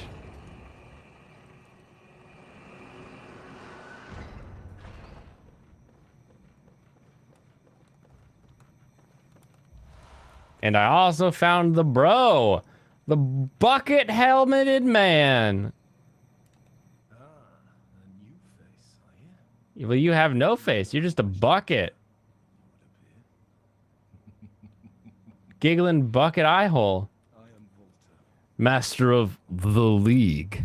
Members of the League cleanse the streets of all There was a, oh man, this was years ago over in the Bellevue area. There was a pedo ring that was broken up by the cops. They arrested a bunch of people. And all of the reports were like, the group known as the League. It's like, what? I couldn't stay like angry like on the outside. Like I was royally pissed that this was happening nearby my city, but I couldn't on the surface not laugh at the fact that they called themselves the League. It was like, are you serious? What are they dumb? Will Blaine ever play Dead Island 2? Sure. I'll play Dead Island 2. Is it good?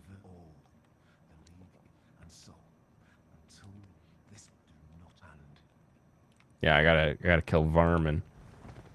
Does he praise the sun? No, he's not that cool. Freaking crows, man. You on fire, crows. No justice, just league. Looks like the training dummy from Mobby. Yeah. The League of Extraordinary Pedos. Oh, it's terrible. Very well. Let me. I mean, I guess I should do a little more. I want to do more endurance, probably. Be more useful. Farewell, good hunter. And I think I got another beast rune, so I can increase my beasthoodness.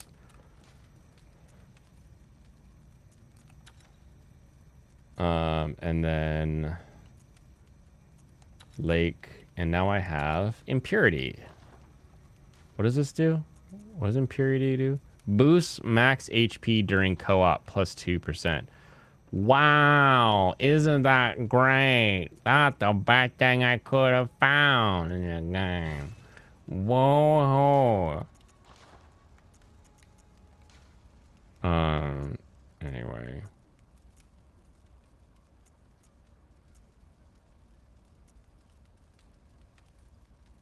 Wait, why is that not?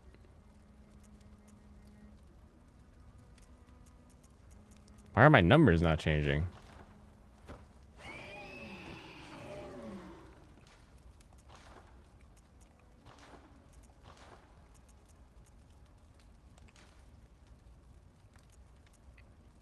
That's super weird. Super weird. Okay, I'm just gonna guess as to what's gonna be the most useful. Why is it like this? HP continue to recover, probably not great. Thrust attack up. I don't really do thrust attack. More skill scaling might be useful, but maybe for right now I'll just do the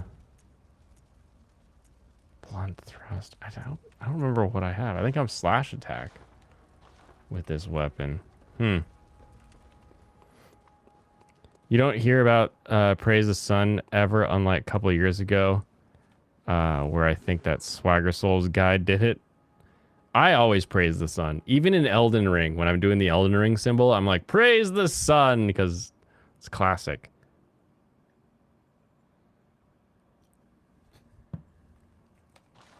Can you hear me now? Didn't include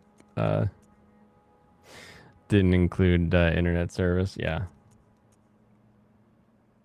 Oh, did I buy the stupid hand lantern? Sure. I'll make you happy. I'll make you happy. Are you happy now?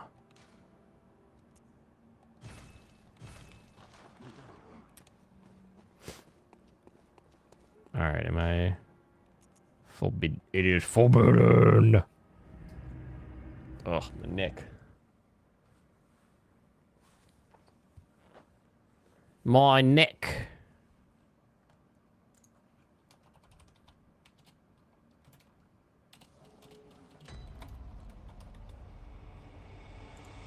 It's kind of crazy how close the that guy spawns. He's just right there.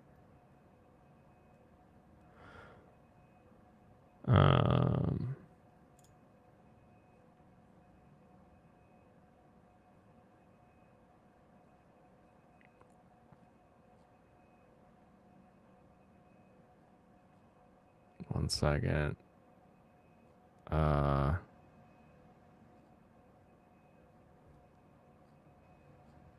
Where?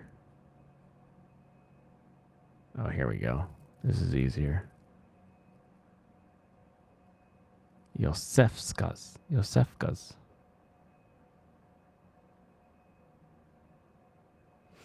The League. Oh, so you go this way. And then that way. Wait a minute. Oh, yeah, okay. Never mind. We're going to go the annoying way for a second. You always want to try out Monster Hunter World or Rise. Is Verizon really that good or bad of service? I thought it was always T-Mobile and Sprint. Verizon, I have stated in the past, is great service until you just have no service. Like their pockets are just gone. You don't have like, oh, I've got like a decent service right now. I'm doing all right. We got some service. It's just like, goodbye service. I didn't need you anyway, and your service is just gone. This way. Stay to the left. Monster Hunter World is fun. Monster Hunter. My problem with Monster Hunter is consistently that the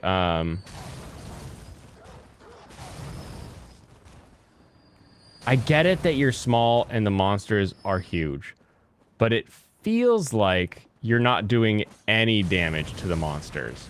And then just all of a sudden the monster starts trying to find its nest. Like the feeling that you're doing damage is just not there in a monster. Would you stop it, Crow? Is just not there. Whereas like when I hit something, even if the thing doesn't really react, like it kind of feels like I'm smashing a beast, right? Like I'm smacking a crow. Even if it wasn't to be like flying back, there's little things like the feathers getting knocked around and that kind of thing that that just aren't there in Monster Hunter. So I'm not a huge fan of the games personally, but that's like literally like the games. It has nothing to do with like World. But I have played World. Oh, what's up, Angry? Let's see if I can do this. Carpetbagger. Kicker.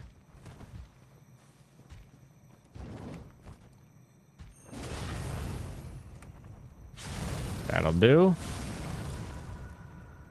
And then he'll go crazy mode, but while he does, I'm going to take him out. It's Princess 9. Okay.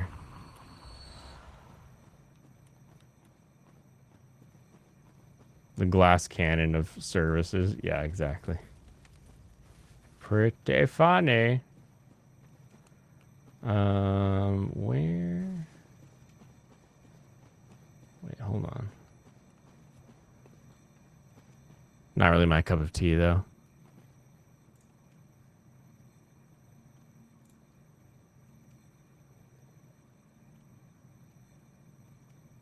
Oh, okay. So this, but here we are. That's what I was looking for.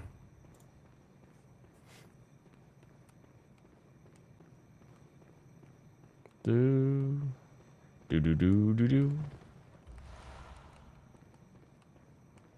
Okay, don't fall down that hole.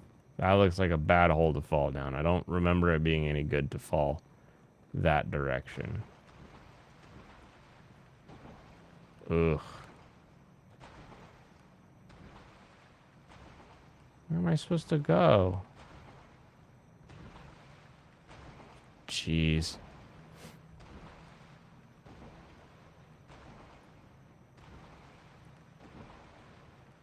Is it that way? I think it's that way.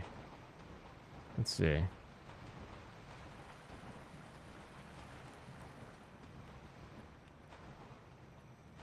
There we go. I'm just gonna stay out of the poison juice. I did it.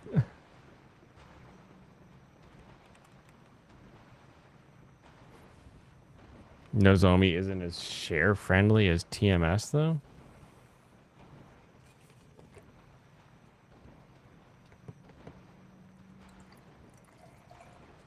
Oh man, now I'm killing this one. Yeah, Fansite, why don't you want to watch, what was it, baseball? Princess 9, Baseball Girls? Wait, is that the one where they're all like, they look very young and you're like, I don't know about this show. They're supposed to be like in the major leagues or something, but they all look like kids.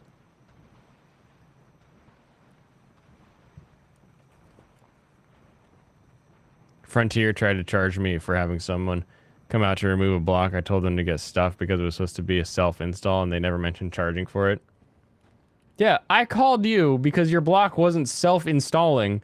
And now you send in somebody out here and you're like, oh, I'm going to have to charge you for this. It's like, hell no, you're not going to charge me for this. Get out of here. Good call. Good call, Fansite. Don't pay. Don't pay. Unless they have you on the phone saying literally, oh, it'll be charged for them to come out. Send them right out. Unless they have you on the phone saying that, then you're good. What? Wait a minute.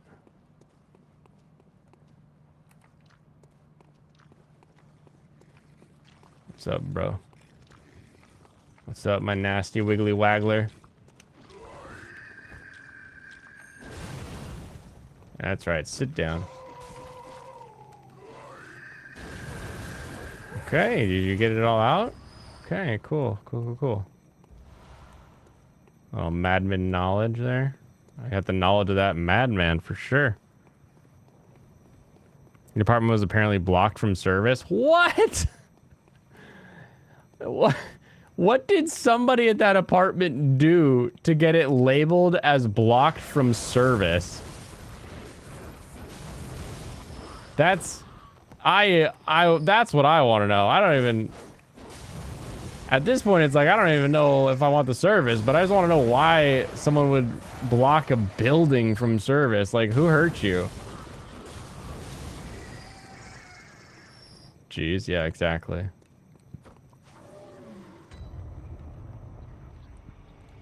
Isevska's clinic. Cliniqua. I met a girl named Clinique Girl. What is the bubbly headman doing in here? What is it? Bubbly headman? What are you?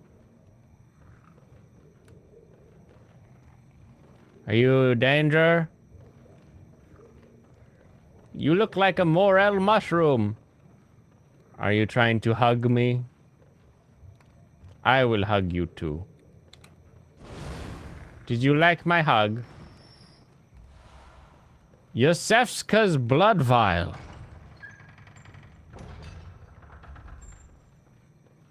You'd guess not paying their bill or something? Yeah, that would be the easy thing to say. But the real question is, how many times did they ask? How often did they get shoved off? How many, like, bad checks were written? Like, I want to... There's a story here, and I want to hear it.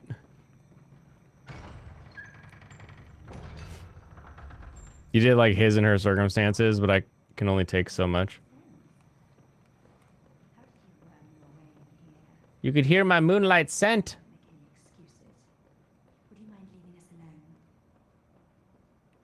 Oh, what are you doing here?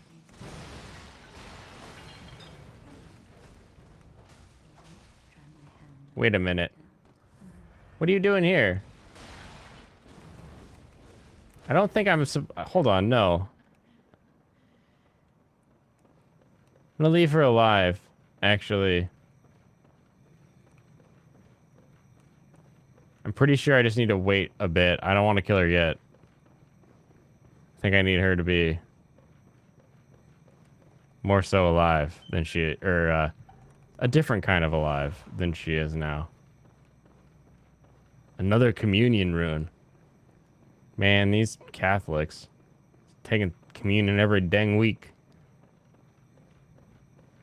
You have 6 episodes left of Love Hina and the way Keitaro gets beat up. I hope he survives to the end. Yeah, Love Hina, great. Look, everybody, it's the beginning of the game. We made it.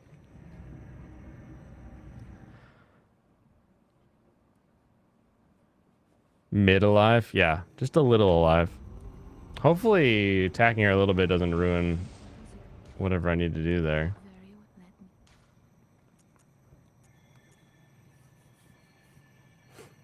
Are you still in the first half?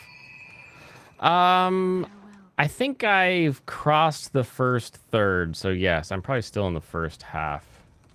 Dang, I wish you would tell me again about the go up from the communion or whatever.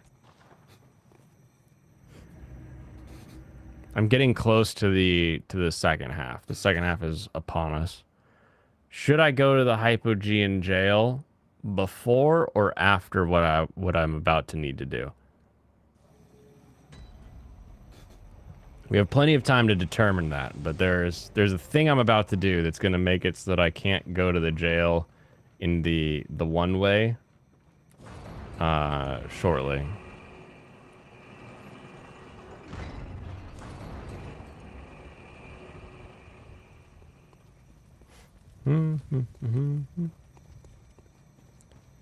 Is there anything useful other than like, I don't know, cold bloods and twin stones that I need to pick up in the snake nest area?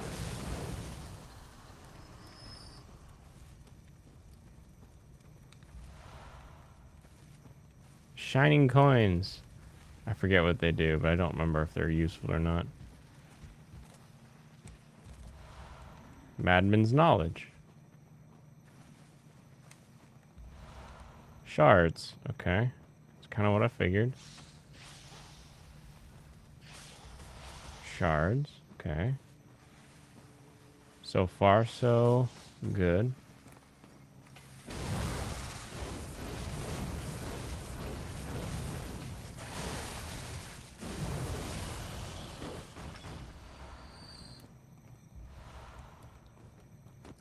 Snakes. Still snakes. Snakes, I hate snakes.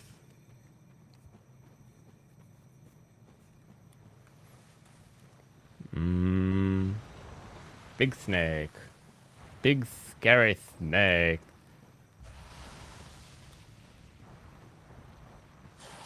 Ooh, he's a spitting snake.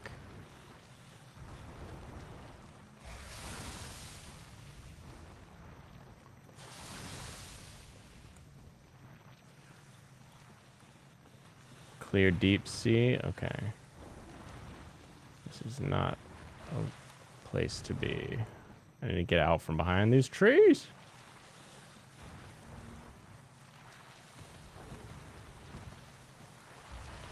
That one. So shiny coins. With that accent, you definitely love snakes.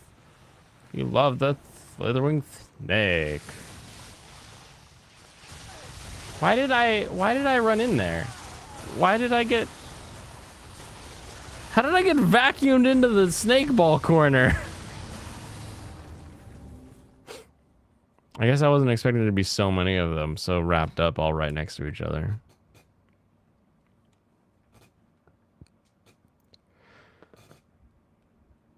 If you're enjoying Love Hina, Alex, more, you're probably going to enjoy Cafe Goddesses.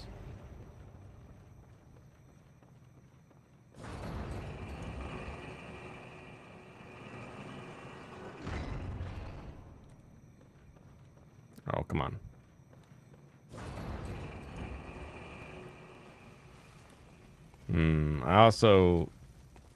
I've gotten very reliant on the, what is it? The compass that's like, this is where your souls are. I'm like, oh yeah. That thing is super handy. But I guess I don't have too many souls in that thing. His head's gonna explode. His head exploded into snakes. Look at all these morel mushrooms and these big snakes.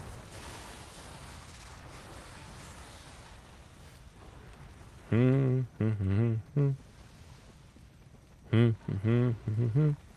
wonder why they call them the Forbidden Woods.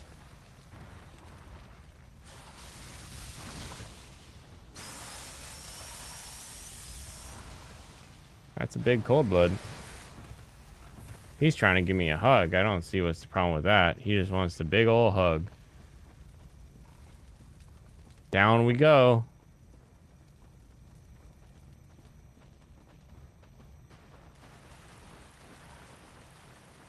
This is Piggy Pond, by the way. There's big pigs running around in this pond. In Piggy Pond. Here's another section of Piggy Pond. There's the piggy. This is his pond.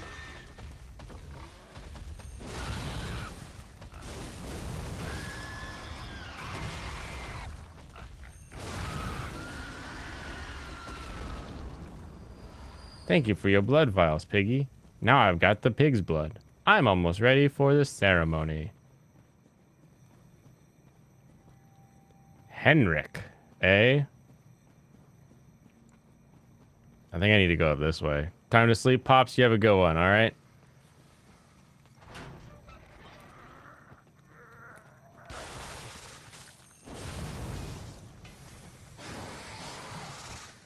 And whack.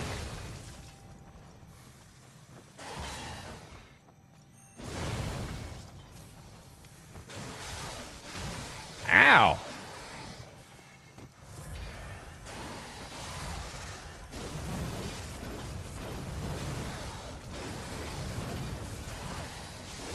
Dang it. Well, at least I opened the gate, so that's good.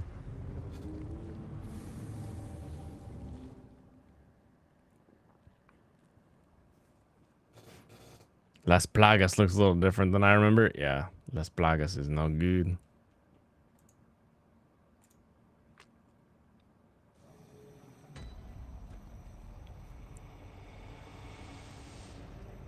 Okay, so what I want to do is I want to go... I hate this area.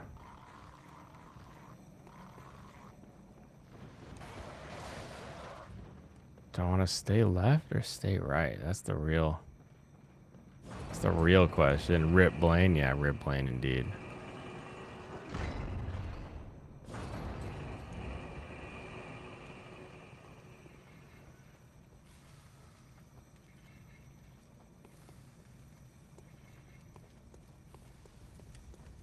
I feel like I want to...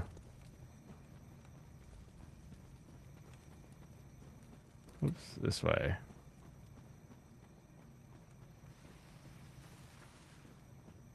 I want to go mostly up and right-ish, I guess.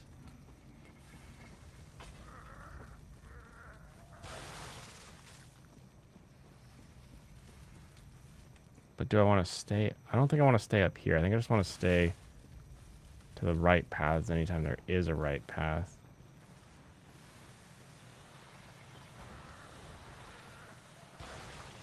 I just don't remember. They're like, well, there's a drop off around here somewhere that takes me right to where that is.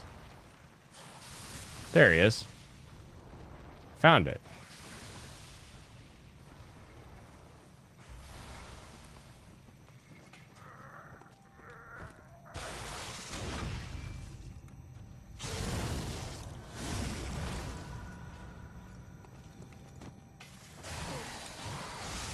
Let me out.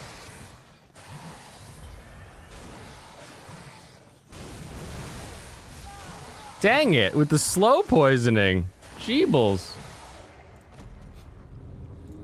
Maybe I should summon that dude once I do the first knockdown. Just bring a buddy in, because we're right next to the end or whatever. What do you think about people that say anime is a pipeline to be trans, especially body swapping shows or shows like Ranma 1/2 and Onimai? Onimai could be pro-trans. Onimai is not good media to consume, period. Onimai, where you take a older guy and put him in the body of a middle school girl, is already not good, because now every single bit of like fan service in that show is like the whole point is that they're in middle school, and it's like, come on, who made this and who is this for? Definitely not I. So stuff like that is just reprehensible on its own face. However, a pipeline for trans? No, I don't think so. Something like Ranma 1/2, like usually the point of those kind of shows where you're doing body swapping, you are always who you are, right? Like let's take Ayakashi as well. Right? Our main guy is a main guy. He just is in the body of a woman because he's been cursed that way, right? But the point of him being born in the female, or not born, but being cursed into the female body is that he's going to undergo a series of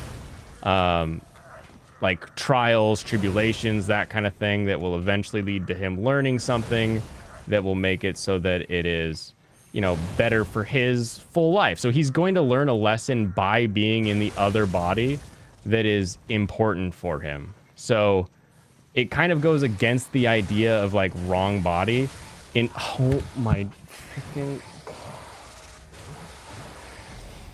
it goes against the idea of the whole like being uncomfortable in your own body, because the point of most of those shows is that you learn to live with what you have to live with and not, you know, necessarily change it.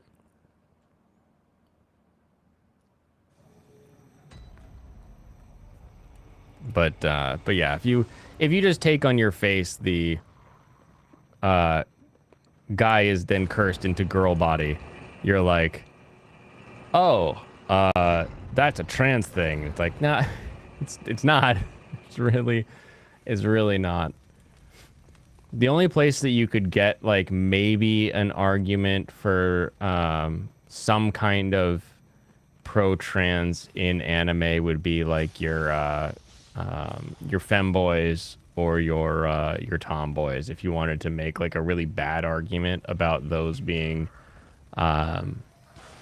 pro breaking gender norms, meaning that it's okay to hate who you are because of how you were born. Like that doesn't fly for me. That doesn't fly for me. If you hate who you are because of the way that you were born, sure, we can do things medically to make it so that you don't feel that, but does that feeling of not liking you ever really go away? I don't think it does.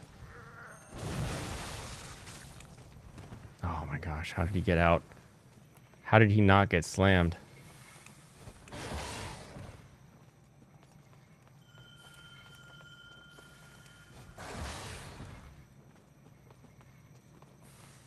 Ring the old hunter bell. I hate that they go in all directions too.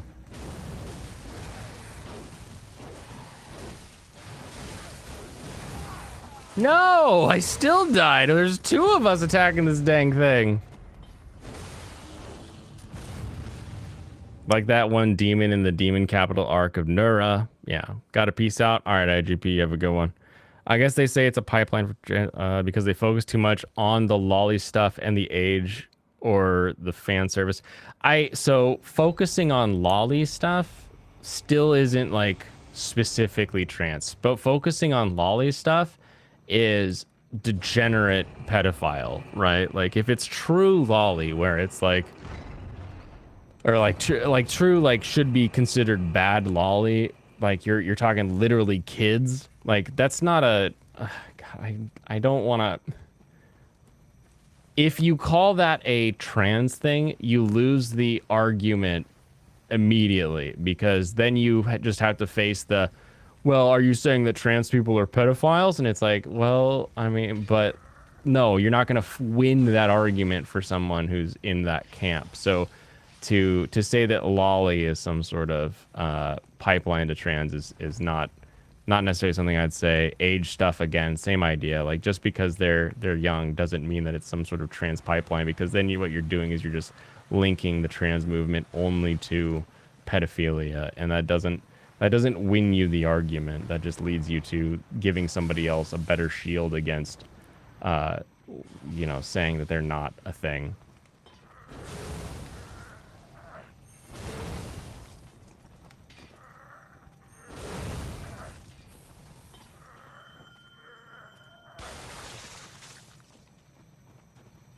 Not saying Ranma isn't acts of pro-trans though. Yeah, I don't think you're saying that the shows are literally pro-trans or anything like that. That they're trying to trans the kids with anime. I don't hear that in what you're saying. All I'm saying is that if someone is using that argument, it's a bad argument. Out of the way! Out of the way! Oh, are you kidding me? I brought you in to help me. You stand there. Something you have to tolerate, otherwise nothing gets done. You're pretty much in a swirl of insecurity and depression, pretty much. Something you have to tolerate, otherwise nothing gets done. I would not say that you have to tolerate certain things, right? Like if let's use an easy example first. An easy example would be you're really upset at how weak your pathetic little anime boy arms are. If you're upset at that, you don't tolerate it. You accept that that's your current state. You say, okay, these are my arms and these are what I have to deal with. But then you say, okay, now that I know those are my arms, what can I do to not have to deal with them? And the goal would always be to try to not have to do it like medically. Like, I think that's my biggest issue with most of the trans like solutions, I guess, that people have come up with is like it's just medical. It's just fix it. It's just put a surgery on it. And like, what's the difference between that and like somebody who like wants to, you know, have bigger boobs or a bigger butt? And it's like it feels like because you're just going to doing a prosthetic of sorts, basically, you're not really fixing what would be considered the actual root cause of why is it that you don't like you? Why is it that you have a problem with you, right? Just simply saying, oh, well, now we've made it so that it physically kind of looks like you don't have that thing, doesn't change the fact that you still have that mind state where you don't like you.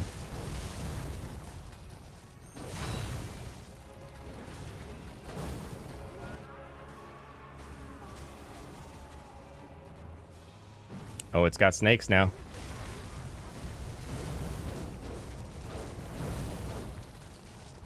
It's definitely got snakes.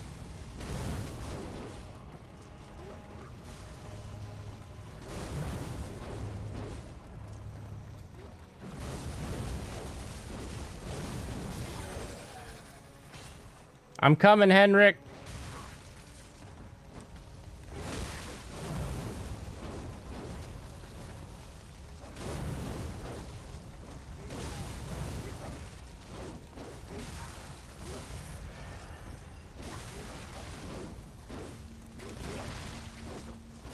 Dang it. Get this one.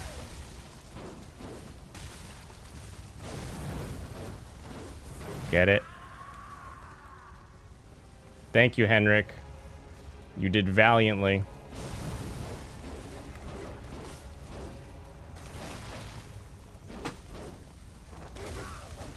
Dang it.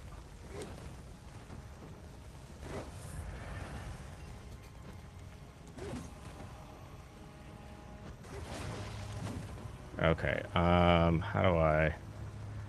do I split them up?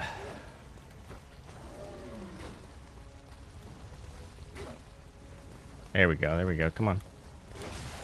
Ow.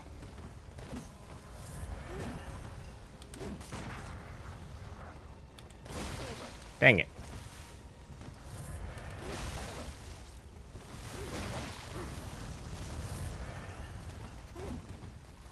Okay, come on. This freaking whip sword is super. Where do I shoot? Dang it!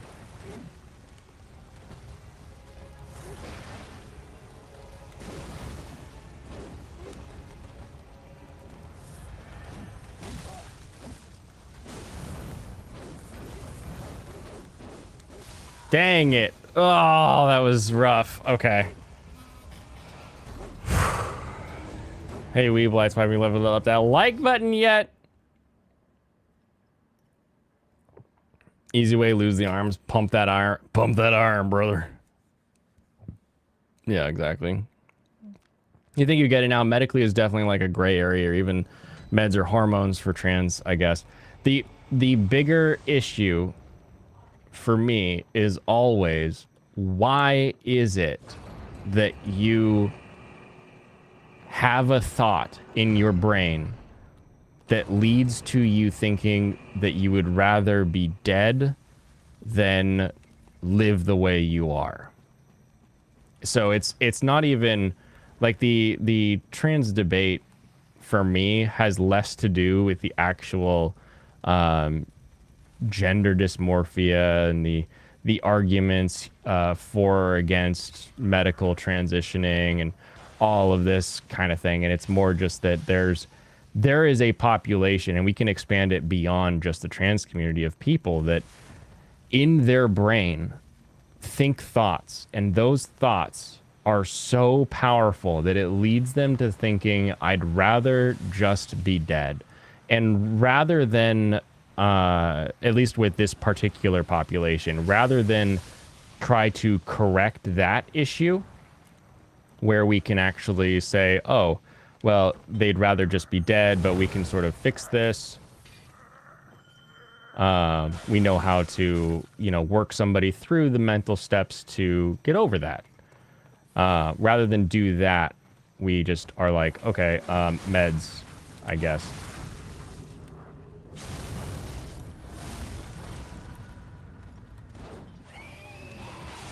Now, of course, that's all caveated with the, of course, we have like,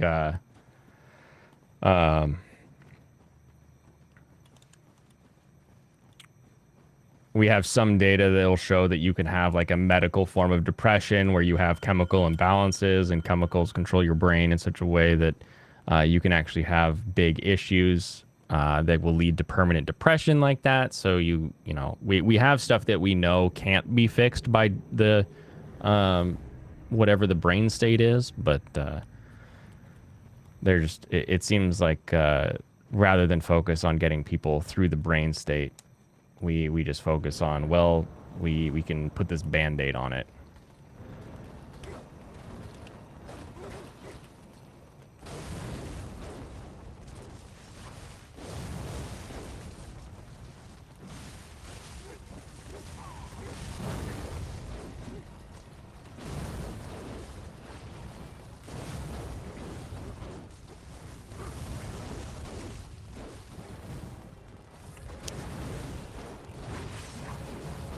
Yeah, keep them together.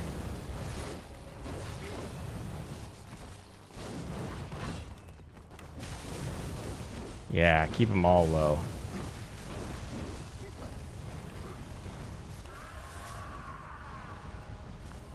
Wait, did that guy die already?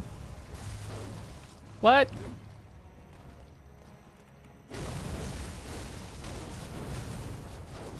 What is the point of bringing that guy in?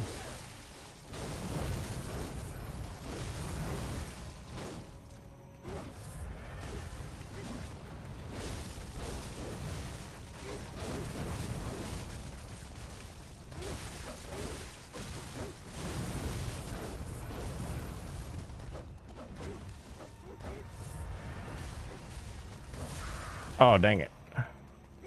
That guy's got some run on him. Give me the...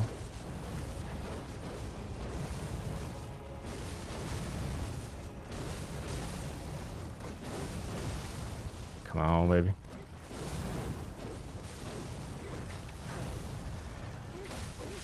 Dang it! Ah. Blaine likes the Mariners and European race cars. I don't even know if I like the Mariners necessarily. I do know the Seahawks, though, so we can talk about the Seahawks, I guess.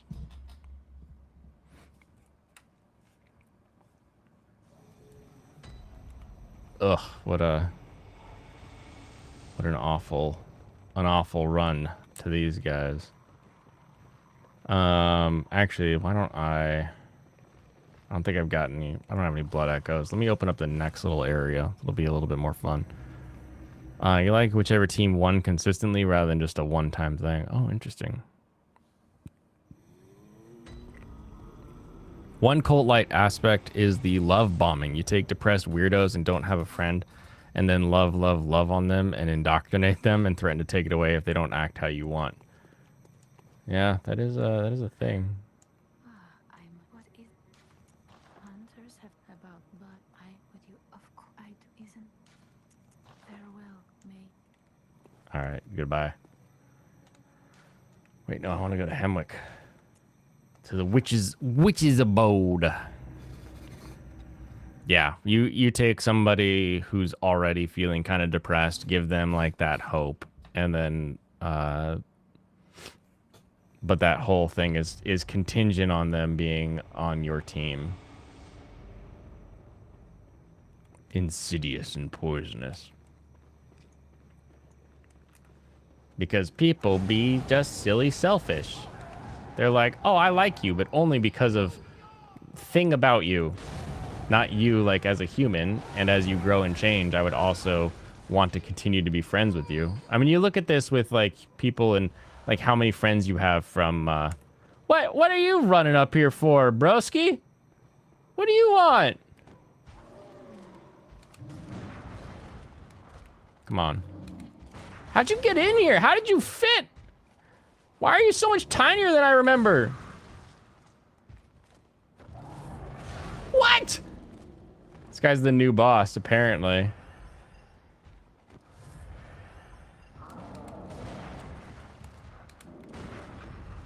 Word up again. Welcome back again.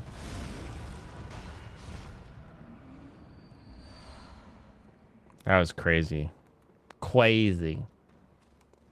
That was crazy on you. I'm crazy on you.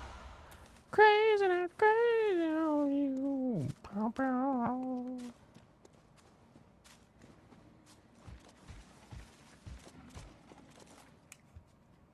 I did it. That can apply to woke group stuff too, I think. I think that applies to anything. Welcome, Brandon. Coming Hey, in with Blaine. that heavy sigh. How are you doing? I'm doing all right. I just got done getting videos edited and ready for tomorrow. It's the first week I've done clipped videos or taken an interview and breaking it up over the time. And Well, I you're doing forgot- it twice, it feels like. yeah, I've been doing two of them. Well, I did the one that you and I did, broke it up into two. Mm-hmm. I had the interview with the Isekai Truck Coon. Yep. Isekai Recruiter Truck Coon. And he even has the proper truck. I love it. That Isuzu. Yeah. Yes. I'm going to buy one of those. Oh yes, they're quite funny, and putting up the clips from Nina, and yeah, it's been fun to do. But man, I forgot how much I love and how much I hate video editing. Mm-hmm. I'm trying to use the AI video editor, but it's not giving me that good of stuff just yet. We'll see. Yeah, I don't trust artificial intelligence to do something like that. You don't right? trust it? I mean, it's just No. gonna chop it into like I'm just making TikToks with it, so it just like cuts Oh. it into shorts or whatever. And you see, But- I'm done with the TikTok and the shorts. YouTube can push them all they want. They're the stupidest thing that ever came into being. Oh, funny. But yeah, guess what next week is? What is next week? It's the start of a new month. Oh, it is the start of a new month. Mm-hmm. So we're, guess what we're that getting means? into May. Yeah. It means it's time to start list creation again from 2010 to 2019. 2010. Oof, those are some good ones. Yep. There's I got some- this is I think you noticed this with your last list where it's like you're splitting it into like 3-year chunks. Yeah. Pretty sure this is going to be even worse than that. Yeah, I was figuring 5 nights, 2 years each. Hopefully try to keep it to an hour, but I have a feeling it'll stretch into an hour and a half. Oh yeah, easily. But yeah, that starts next week. So if you're feeling up to it, of course you need you there because you know the stuff. I'll be You know on those one of them at decades, I do least. not. Look at that bug. What an I hate ugly looking these bug. things. It's like a giant tick, so it's like all swollen full of blood. It's like something out of my worst Eldritch nightmare. Hey, welcome to Bloodborne. Oh, gotta love From Software. I Yeah, can't no, wait they for did. Armored Core. I just hope they don't fuck up the PC port like how EA has messed up the latest Crap Wars. Their performance on that is absolutely awful. Is it? Not just that it's like a bad game. They actually ruining performance again. Oh yeah, my understanding is the performance, at least on the PC, is of course it's always atrocious because none of these bastards know how to properly start with, what's the proper term? You would think Memory control.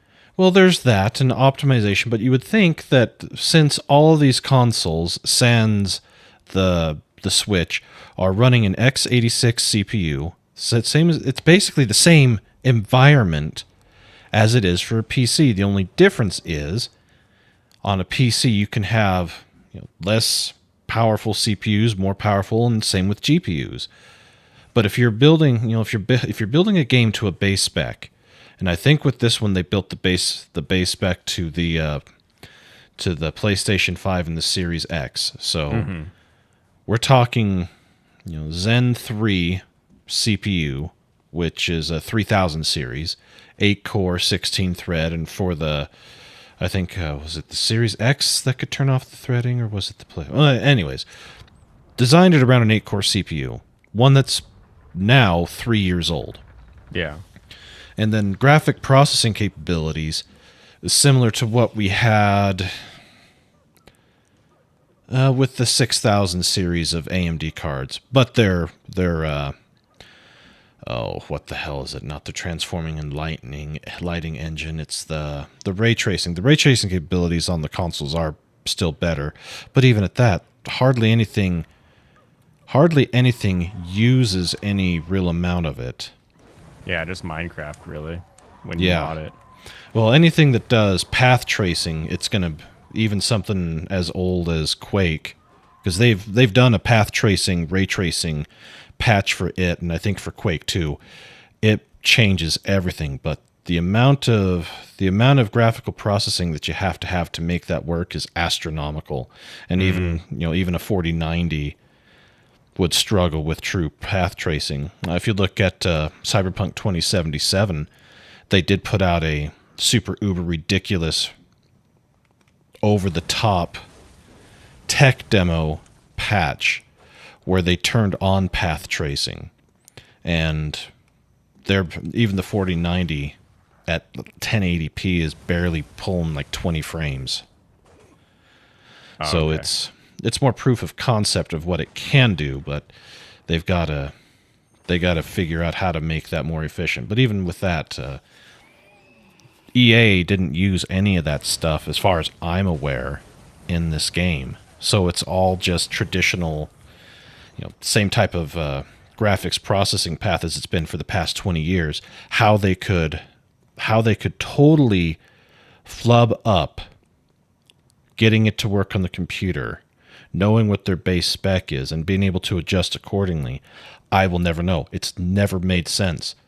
Now, during the time of the PlayStation 3 and the Xbox 360, yeah, we had absolutely awful PC ports, but then again, all the game consoles were using PowerPC-based CPUs, and the way that their instruction sets work, or how they're designed, is basically 108. It's basically a complete opposite Yeah, it's of your really standard different. x86 processor. But that's almost 20 years ago. I mean, wasn't even like the PS4 was coming more in line with normal Yeah. PC builds? Like, Yeah, the PlayStation 4 and the Xbox One were just custom x86. And the only issue AMD there is just CPUs. the way that the OS integration works. Yeah. Is because where it gets chunky with why you still have bad ports, basically. Yeah, and for a while there, we weren't getting bad ports. They were doing pretty well. If they had a problem running on the PlayStation or the Xbox One, they would typically have either not have the same problems on the PC port, or it would be pretty close to the same issue. So it was much easier for them to patch. But something's happened with the PlayStation 5 and the Series X. Probably it has to do with the fact that they're still supporting their prior generation, and a lot of games being created are still being made, with 10-plus-year-old hardware as their base spec, and that causes all other issues. Yeah, it shouldn't be much longer though before they go to like PS5 only. since I'm you got surprised it. it's actually gone this long. Well, I think most of it's just because of the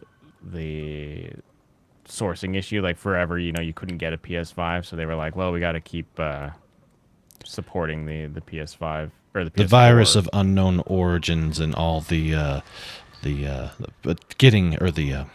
the term? What was it? Getting product shipped in from out of country. Yeah. Yeah, I feel like we had those issues even prior to that though. But There was anytime a new system comes out, they're typically hard to get. Let me see. The Wii was hard for forever. The big thing was the what am I thinking of here? Is that a Switch? Do I want to jump in here? The Switch wasn't terrible. No, not the Switch. There is a Switch in the game that I'm looking at. I'm trying to remember if I want to go touch it or not. I'm gonna go over here first. No, the big issue, because it was first the graphics cards with the inability to get them because of all the Bitcoin mining. Yeah. And that actually bled into the PS5 Series X lifespan, where like we couldn't get them because everybody's cards were going elsewhere. The manufacturing of GPUs. And then COVID didn't help with any of that either. So yeah. It also doesn't help that NVIDIA also decided to be between the two. NVIDIA is probably the worst when it goes to being friendly. AMD's not, they're both companies, so they're both going to look out for their bottom line. But between the two, if I had to pick one to ride with for the rest of this decade, I'd probably pick AMD. If for no other reason, then this is they've got two of the three major players that are using their SoCs in their consoles. Yep. Their latest generation of cards are actually really good. I'm running a 7900 XT. It's not the cheapest thing. No, but ever since AMD switched over to being basically like just a different Intel card, like they started really improving, and that's when I jumped ship on the Ryzen 7. 'Cause I was Intel NVIDIA the whole time. And now that I've jumped over, it's like, okay, well, when I need another card, I'm gonna be looking at whatever the AMD card is at that time, probably. Yeah, unless NVIDIA is like, oh, by the way, we have the super Uber card that will never be beat for the next 20 years, which just isn't how tech works, Well, the 4090 is a fantastic piece of hardware, but at $1,600. It had better do more than just what it does. Yeah, it's just too much money. But the one thing that has been AMD saving grace, at least on the CPU, has been the Ryzen series. That's been, their prior architecture, the Bulldozer, was just trash, and that's kind of what the Xbox One and the PlayStation 4 were a derivative of that. Oh, I don't remember. Armored Core DR. Anyway, the problem is people think FromSoft and Souls-like that Souls-like means a hard game that is third person, and they're like, oh, it's gonna be Souls-like. It's gonna be Souls-like. For me, a Souls-like game is a game in which the death actually matters. The fact that you died in-game is an actual occurrence in the world that has an explanation in the world. And to that end, Souls-like are actually Armored Core-like, where you die, you lose a mission, and you have to pay for fixing your robot. Like, you don't just get to lose the mission. You actually have to pay for having lost. And so that aspect of the Armored Core games is the Souls formula for me. So I get you that people are going to think like Souls-like, and they're going to think a very different thing. But for me, Armored Core games are Souls-like games. There's more consequences to it when you die. With this, Yeah, it just it looks has like you just meaning, start yeah. over and then lose whatever progress you had made between that last save and that point. Or at least that's what I got while trying to play Elden Ring. I think Elden Ring is absolutely gorgeous, but the game style Kingsfield, is like no, Armored Core is more like a Dark Souls game than Kingsfield is, and I'll stand by that. yeah. But yeah, Nvidia they got really super uber greedy and adjusting the starting point of certain levels of graphics cards up by several $100s didn't help. And yeah, I've ever since AMD got the Ryzen up and off the ground and actually, broke the 4-core 8-thread barrier that Intel had been living at for 5 years. Yeah. They've finally have had money to put into some R&D above and beyond what they were doing, and that's been their biggest problem is they haven't had the R&D budget. Well, they've got it now. Well, and all their R&D for the past 30 years has been on a completely different thing, right? Yeah. Whereas it feels like Intel has been at least like growing on the same platform. Yeah. Well, yeah, Intel's had royal manufacturing issues. They, for their pretty much from the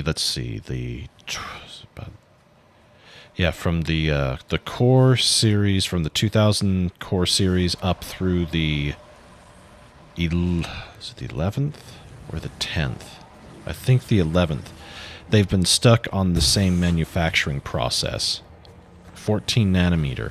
7 years. That's a insane amount of time to be using the same processing technique. Yeah. It My computer causes all currently sorts has of problems. AMD and NVIDIA in it, Fansite. It's okay to mix and match. Yeah, The it's okay. 2060 Super came out, and I was like, that's affordable and available. I can actually buy it. Well, yeah, the 10 series cards were ridiculous for the value, and the 20 series it wasn't as great, but as time went on, it did become better. But the 30 series was fantastic if you could get them at their MSRP, but you couldn't, and that's the whole prior generation was a royal mess. But this generation, the prices are starting way higher, but yeah, Do you think that's going to lead to more quicker discount? Because sometimes, like you look at like a Samsung TV 5 years ago, and they come out at like $4,000, and then in a year it's $2,000. Versus something like a Vizio TV will come out at $2,400, and then it'll be $2,200 the next year. So they kind of have it depends. a completely different price model, right? Yeah, it Whereas, really like- depends. Looking at the current lineup and how things have shaped out, I highly doubt that they'll discount the 4090 because it's selling at $1,600, and then the custom boards go up to over $2,000. But they're for a completely different class of person. Yeah. Whereas the 4080s at $1,200 have not been selling as fast as they want, so they have been discounted a bit, but not too much. The 4070 Ti, or what was supposed to be the 4080 12 gig, but Nvidia completely fucked that one up. It's been selling, but still not that great. And they just barely came out with the 4070. That's a shit show. It's been out for less than 2 weeks, and it's already below MSRP. That one is not a good card. I mean, has the mid series ever been like the card? I Typically, feel like, yeah. Well, really, I feel like it's always like you either get like the entry level one in like some kind of TI or Super or Yeah. something like that in like a boosted form, or you just go for the mainline card. That middle card is like this weird sacrifice on both ends. it depends. It really depends on what your budget is. And well, for me, I've been running prior to this current rig. I had a 3070 Ti, which is less than a year old, but its biggest problem is it's only got 8 gigs of VRAM, and Jeez, I'm pretty sure I spent $600 on the 2060 when I bought it. probably that's what I Yeah, spent and on now the it's 2070. $600 for the 4070. Yeah, that's what I spent on the 2070 when I bought it new. And then for the 1070, that was about, I think it was like 455, and I've had a bunch of other cards that were in that range. I remember when $400 was an insane amount to spend, but looking at it and being serious about it, the NVIDIA's biggest problem, or the problem that they've started to run into, especially with the 30 series and the 40 series, is they're either not including enough VRAM, or they're not including a big enough data bus between the GPU and the VRAM.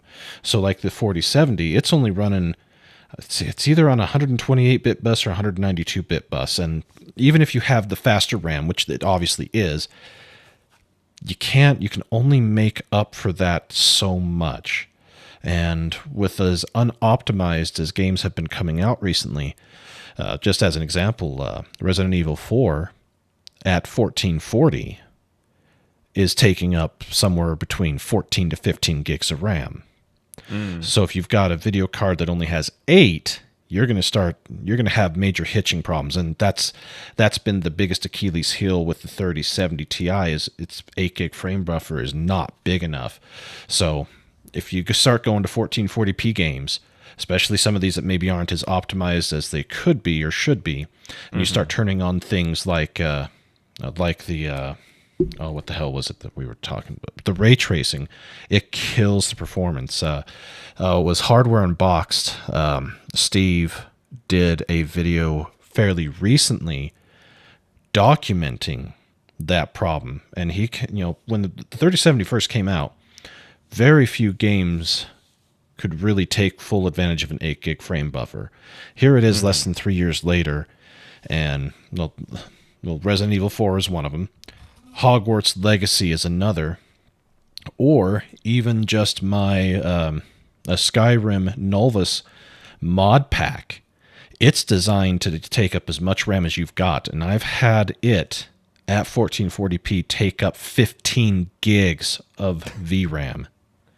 So trying to run that same game on the 3070 Ti with only that 8 gig frame buffer, no wonder I was crashing when I was trying to play the thing. And even with their scaled back version, it's still, if you have the VRAM, it will use it. Fortunately, this particular, the 7900 XT has 20 gigs of RAM, so I'm good there. It's very fast with its a traditional graphics pipeline. Its ray tracing is still a bit behind compared to NVIDIA, but really full-on ray tracing it's so hard to do. It takes so much to make it work right. But yeah, it's one of those things. But that guy, yeah, that's insane how much they're still wanting for a 3090. When that came out, I think its MSRP was like $1,200-$1,300, but yeah, there's no reason to buy something like that that's generation old for that South price. South Korea. 6,500. Plains camera quality. Thank you. It is a Lumix G, and it is running a 25 millimeter lens on it. Yeah, you've got the nice camera. I just got my little Elgato 1080p uncompressed camera. I've got it looking pretty good, but I'm sans shirt, so I'm not turning on the camera. No one wants to see my fat belly. I went with the anime waifu in a Formula Car shirt because we're running the sprint race in Baku this weekend, so it's going to be very exciting. Nice. You learn all about weird countries in the world. There's a city called Baku in the country of Azerbaijan. I didn't know that until I started following racing. And I was like, that's a fake name. Nope, it's a real name. See, I used to love to watch auto racing.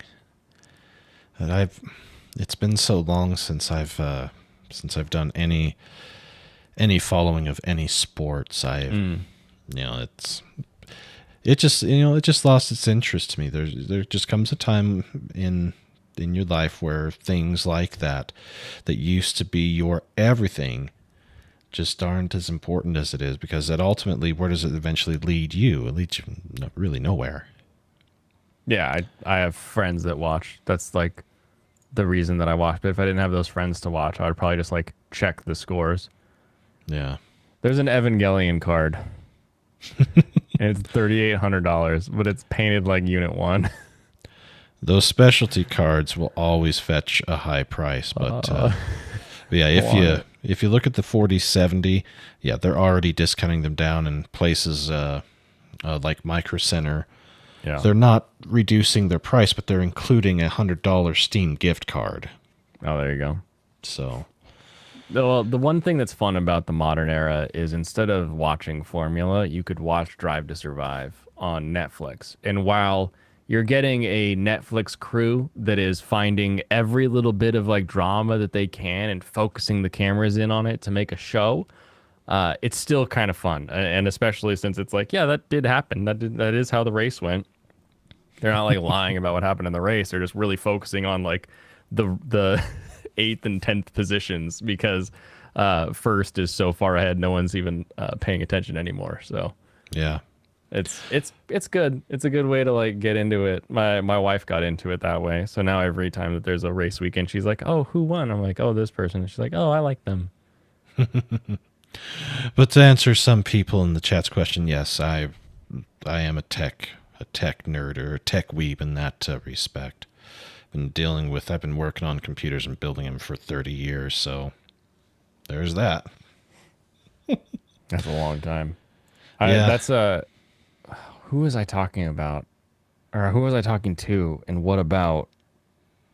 Oh, I was talking to somebody and they were like, "Oh, who's their demographic even?" I was like, "The demographic is the kind of guy that built his first computer and it was beige." That's the like that's the demographic That's me. they're going for.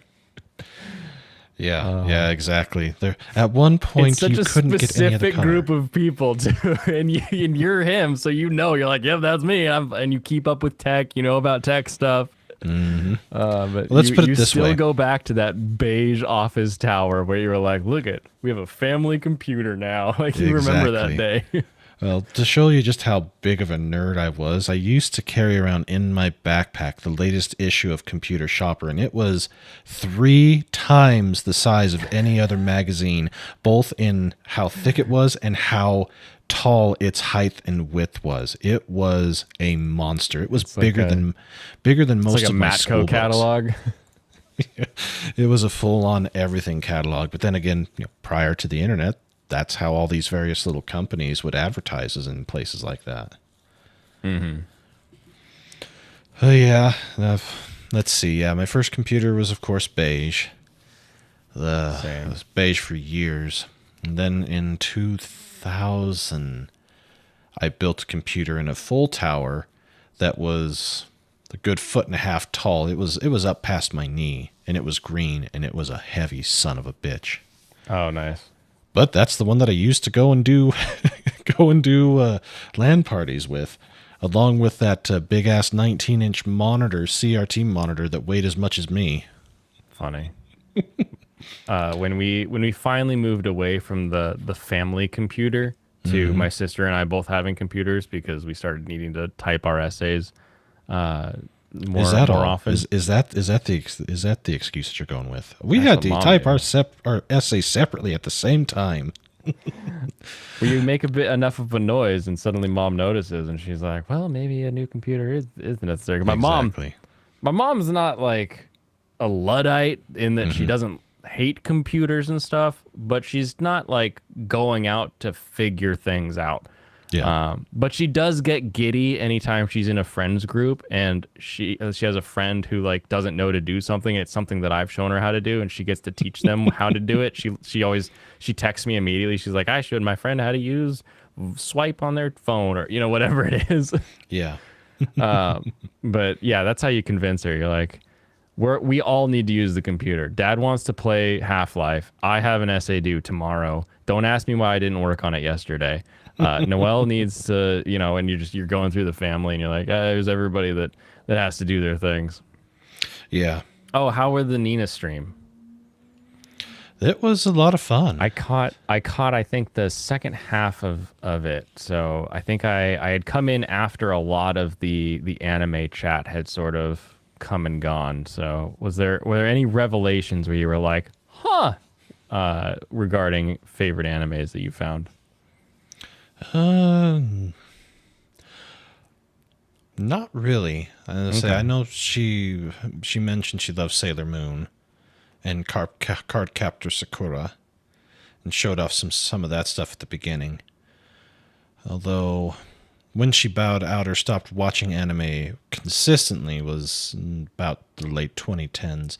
But the clip that I've got going for tomorrow is the end part, showing off some of the shows that we talked about. So, yeah, it was a fun interview. It was nice to have her on and talk about that, and I've had quite a few great guests. Yeah, you get I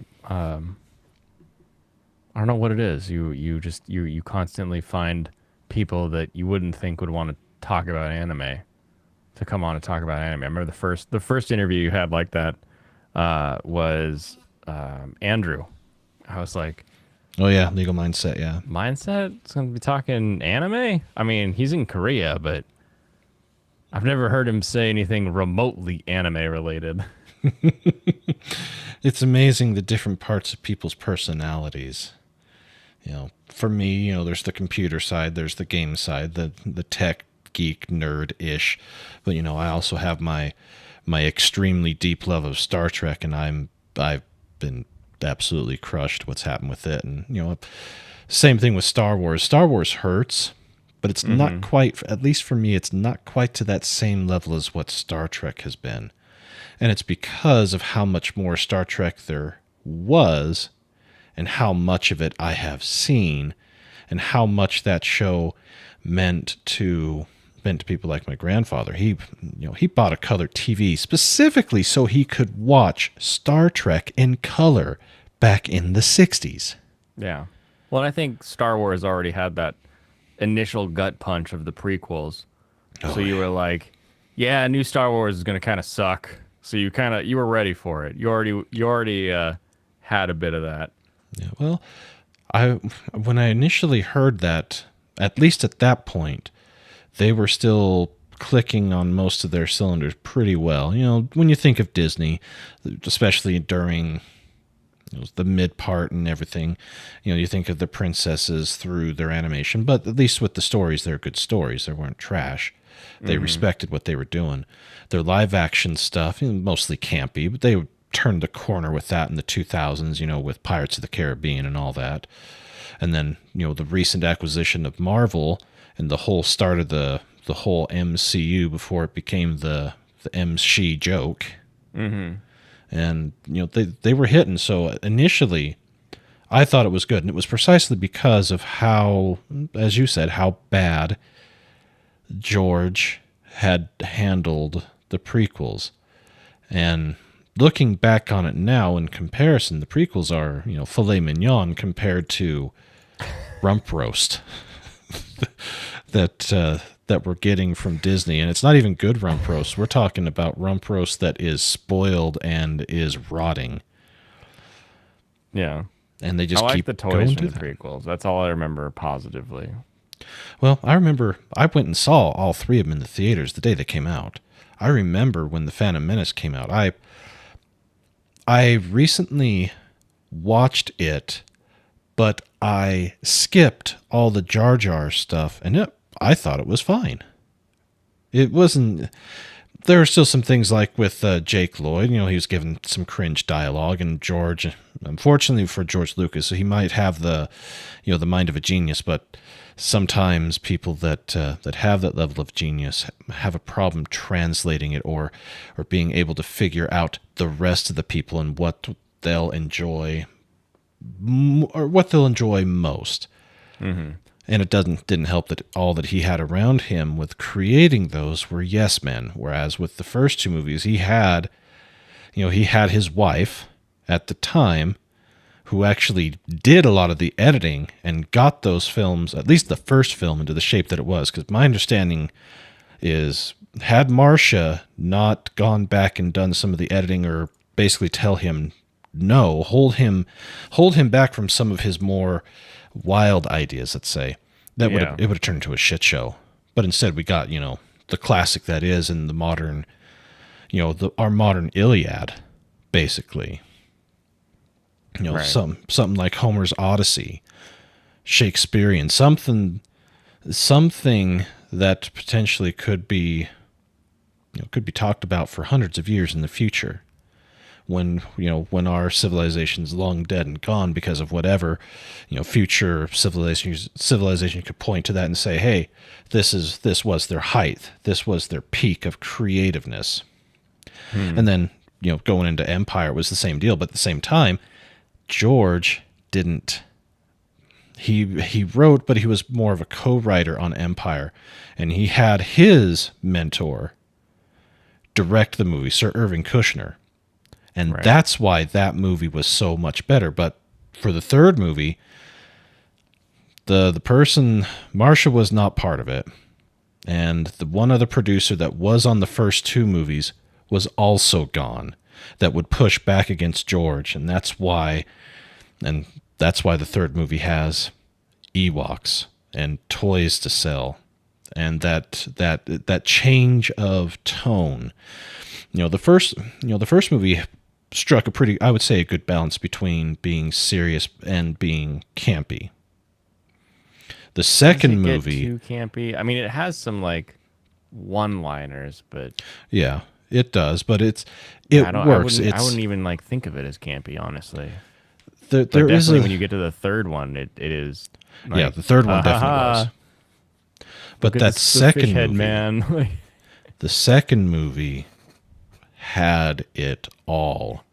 It is the best of Star Wars, and nothing else has been able to replicate it in the same way, or even really come close. Now, the original Expanded Universe books, a lot of them did. The original Heir to the Empire Thrawn trilogy is, Timothy Zahn is fantastic. So good. He is such a great writer. Is that the one where the alien race comes from outside the galaxy? No, and, like, that's the Force doesn't affect them, because that's the one that I remember enjoying. that's further, and that was the Yuzhong Vong, or whatever, however the hell it's pronounced. But the original Expanded Universe, it was all approved by George Lucas and through Lucasfilm. So they even though they had a lot of scattershot within the books, they did have their continuity, and the authors knew, or they had access to that continuity, and for the most part did work on trying to keep with it. Now, since Disney got it, and that complete psycho Kathleen Kennedy got her grubby claws on everything. You want to talk about the most unqualified person to ever work in Hollywood? She's it. But I digress. What'd she do? Oh, she worked for Spielberg and for George Lucas and all these other guys that were the creative madmen of the 70s, 80s, and 90s, literally as the coffee maid. George, for whatever reason, thought it would be wise to put her in charge of Lucasfilm when they sold to Disney, and Iger, in his ever-brilliant genius, kept her. She's a producer on E.T.? She produced everything that Spielberg has done, How and old most is everything she? that George Lucas has done. She actually is. 1953? She's the highest. No, what's the proper? She is actually the most prolific producer to ever live. Shockingly, not because of her and what she brought to the table for these movies, but because of the fact that I mean, her a producer's husband. just the wallet, so it's like that's not a hard thing to be. You just need more money and you can keep producing stuff. But Yeah. I would not have expected that. Neither would I. When I heard that she was the most prolific producer ever, I was like, huh? But it's true. All the stuff that these other people have worked on, she's been a tag along. Back to Or the Future, the Coffee Girl. Indiana Jones. Yeah, Robert Zemeckis. Well, once again, Back to the Future was tied to Spielberg Yeah, and Amblin. Frank Amblin. I mean, like just writing checks every year. Yeah. Holy And crap. yes, Lucas did go to art and film school, and that's where THX 1138 came from. I prefer the film school version. I like THX 1138 as a movie, but it's a little too long. Having Yeah. it be a short, 15 minutes that's how long it should be. And I think that about most of those films. Logan's Yeah. Run, cut an hour off that movie. Soylent Green, cut 20 minutes off that movie. Like some of these movies, they're like, look what we can do with film. And it's like, get out of here. You're not progressing the story. This isn't interesting. This isn't like, you're just like, look, I can film a thing while I move the camera. Like it's, The 70s were an interesting time for they got some for weird film. stuff back then. Yeah. Yeah, that they did, but, yeah, ever since Disney got a hold of it, it's just been... The only hope that I had was Mando. The first 2 seasons of that were actually they were better than average. The first, they have certain things that were a little Did you cringy, have but not hope, to the or same did level. you just wish that it wouldn't be bad? I've actually seen the first season of Mando twice. So I did like it. No. Not did you like it? Going into it, I'm asking you to like think back before you've seen it, I guess. Was your feeling that of hope, like it's actually I want it to be good, or I think it's going to be good? Wait, what first. side of the first one? You want it to be good. Okay. Yeah, going into Mando, that was after The Last Jedi, and that was actually before I started following all this stuff on YouTube through all the various, places. Name your large, now super large creator that was just a medium to large creator at the time. Mm-hmm. But, when I didn't see The Force Awakens in the theater. I don't know why I didn't go see it, but I didn't go see it. And once I did see it, after I got the Blu-ray of it, it had potential, but having certain events happen in it that did feel wrong. I'm disappointed, you guys. Wait, why are you disappointed, Fansite? Why can't I just like the Ewoks, New Jack about the Empire coming to mess up their planet and popping up and fighting? I don't know, the fact that they're a little They were teddy made bear? to sell toys. That's it. Literally, that's the only reason they exist. They're just And very George was goofy. blunt about it. They're Yeah. just very goofy. I can think of worse things, and I don't necessarily mind the Ewoks. But if they were to cease to exist, or if Return of the Jedi had turned out differently, I would have been fine. Demolition Man is great, though. Oh yes, Demolition Man is tops. I don't know if I would cut too much out of Demolition Man. I think it's pretty well paced overall. Yeah, I don't think you can. It wasn't exactly a long movie to begin with. Most of the movies back then were still hanging closer to an hour and a half. And the Well, only any time of you the get movies closer, that starred a guy that couldn't stay upright and run for more than a minute, yeah. they had to film it real short. Well, the only time that you would get a movie longer than that would be more like something like Jurassic Park. It had to be of that quality and caliber.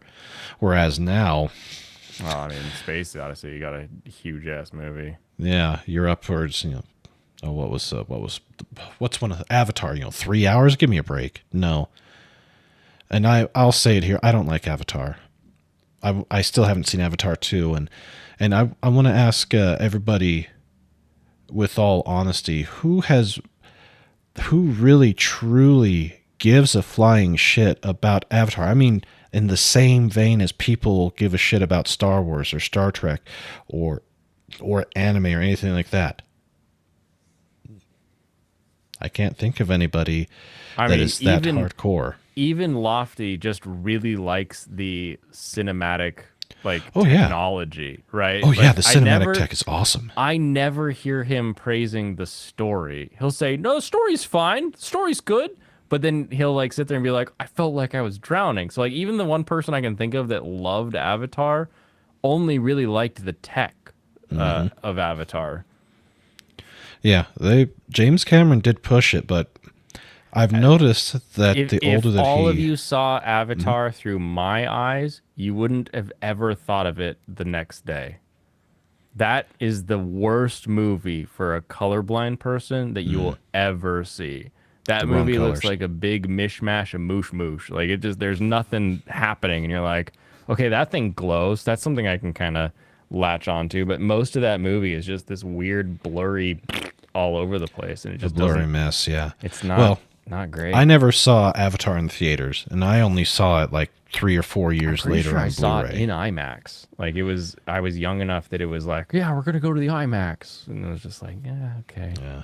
I don't know. I get there's so much of that like now, like the other day, Lofty and Lucifer the Doberman were like, have you seen this movie? Have you seen this movie? And I'm like, I just live action just doesn't excite me. It's not something that like I'm happy to see, like, because I have so much anime that I do enjoy watching. Like I saw Suzume, and that was fantastic because every time there's like some other big budget thing, it's like, oh, come see Avatar, and I go watch Avatar. I'm like, it's okay. And Yeah, and Exactly. then you know, so that's why I'm asking you about like how you felt going into Mandalorian, because Mandalorian, I love Boba Fett. I thought that was like a cool character back in the day.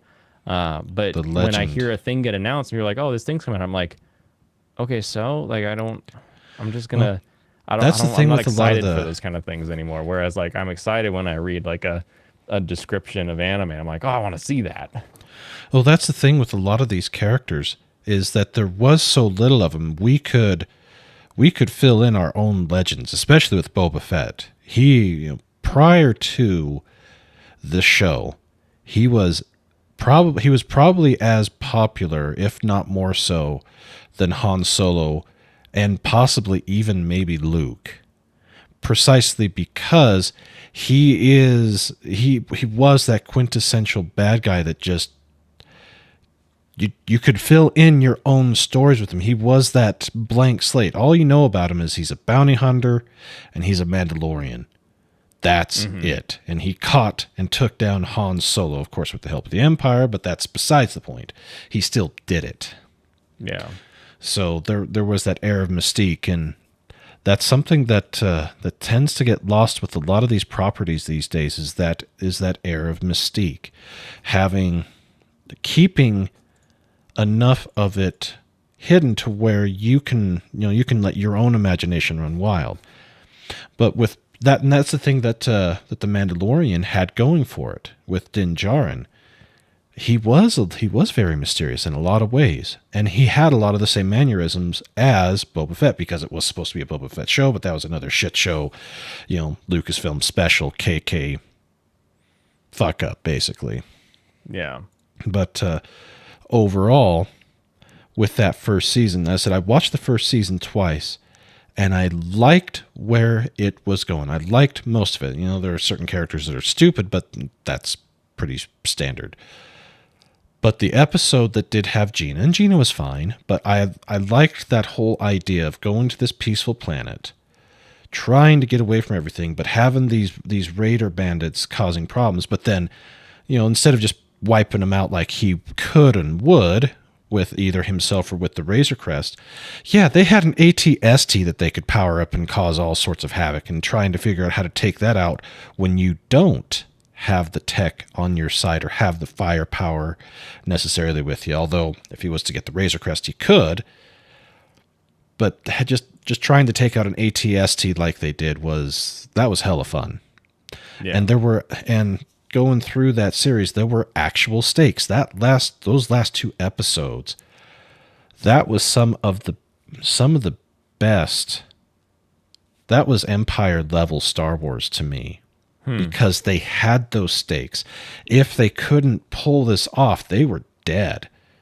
And the villain at that point, Moff Gideon, was such a tyrannical tyrant, but not an out of control tyrant.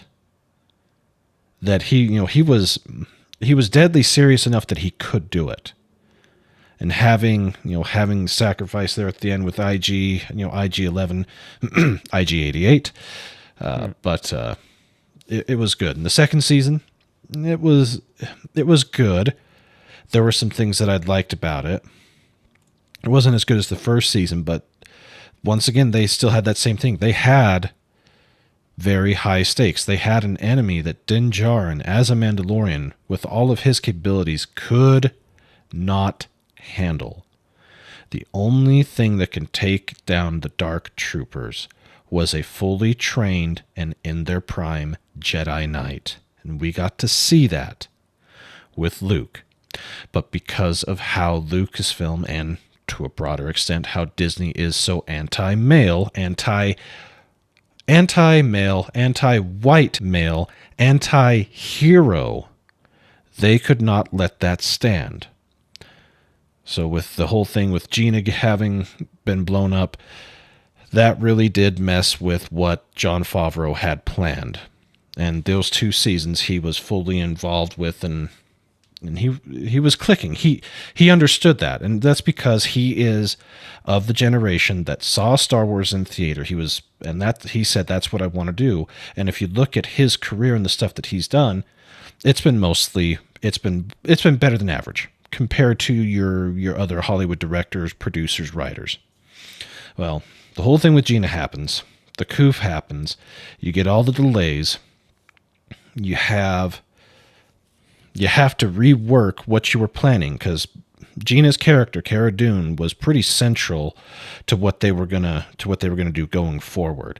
Having her gone because of Disney and KK and the PC culture and the woke wankers and all that crap, having to retool all that, restructure everything, having everything delayed as it was, it didn't help. So when we finally did get the Book of Boba Fett, that's the type of thing that's a Dave Filoni special. That's the type of stuff that he tends to lean towards, and Robert Rodriguez for that matter. Years ago, Robert Rodriguez was a badass, but with some of Spy these, Kids was great. Yeah, with some of these guys, once they hit a certain age, or they have a certain set of life events happen, they change. And when they change, they're nowhere near as good as they used to be. And that's what happened with Robert Rodriguez. If you look at his own works, a lot of his stuff they did early on was great. And even some of his children's stuff was a little more campy stuff, like Lava Boy and Shark Girl, or Shark Girl and Lava, whatever it was. That was a pretty decent kids flick. Or the Spy Kids thing. It worked. So he knows how to make the serious, hard-rated R film and your grindhouse films, but he also knows how to make a kid film.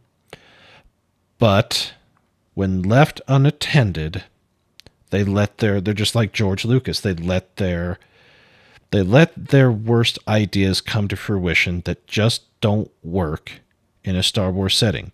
The whole thing with the mods riding Vespas, having that level of color within the show, that's never been done before. That's not Star Wars. So the Book of Boba Fett gets screwed up because of that, and because they don't let Boba Fett be Boba Fett. He's basically Boba Cock. And Tamora Morrison, he got paid, to but be fair, he did fall into a creature and die. So yeah, Tamora Morrison was pissed about how that whole show turned out, and he was also pissed because he was supposed to be in The Mandalorian, and that whole season for Boba Fett, the only 2 episodes that were worth a damn were Mandalorian episodes. But because of how everything got Jimmy rigged and shivved and all that, they had to take these 2 episodes that probably would have been at the beginning of this 3rd season of Mando, and they got shoveled over there. And then having that, I'm going to call him Baby Yoda because Grogu is a stupid name. Having Baby Yoda come back the way it did, that screwed everything. So that was a shit show. The Kenobi show was a fucking train wreck. Oh, it was so awful. It was so bad. Then you get to the 3rd show that they came out with last year, which was whoever it was from Rogue One, who's dead. He gets his own show. Andor. The show really isn't even fully about him, yet it's named that. It's the longest season out of all these. It had 12 episodes as opposed to the 8 that the rest of them got. Nope. It supposedly is the best spy type of Star Wars out there, but I tried to watch it that first episode. I was so bored. I would have had more fun having my kids kick me in the balls than watching that. It was awful, Yeah. but it was still the best Star Wars that Disney has done. And on the whole, it probably was.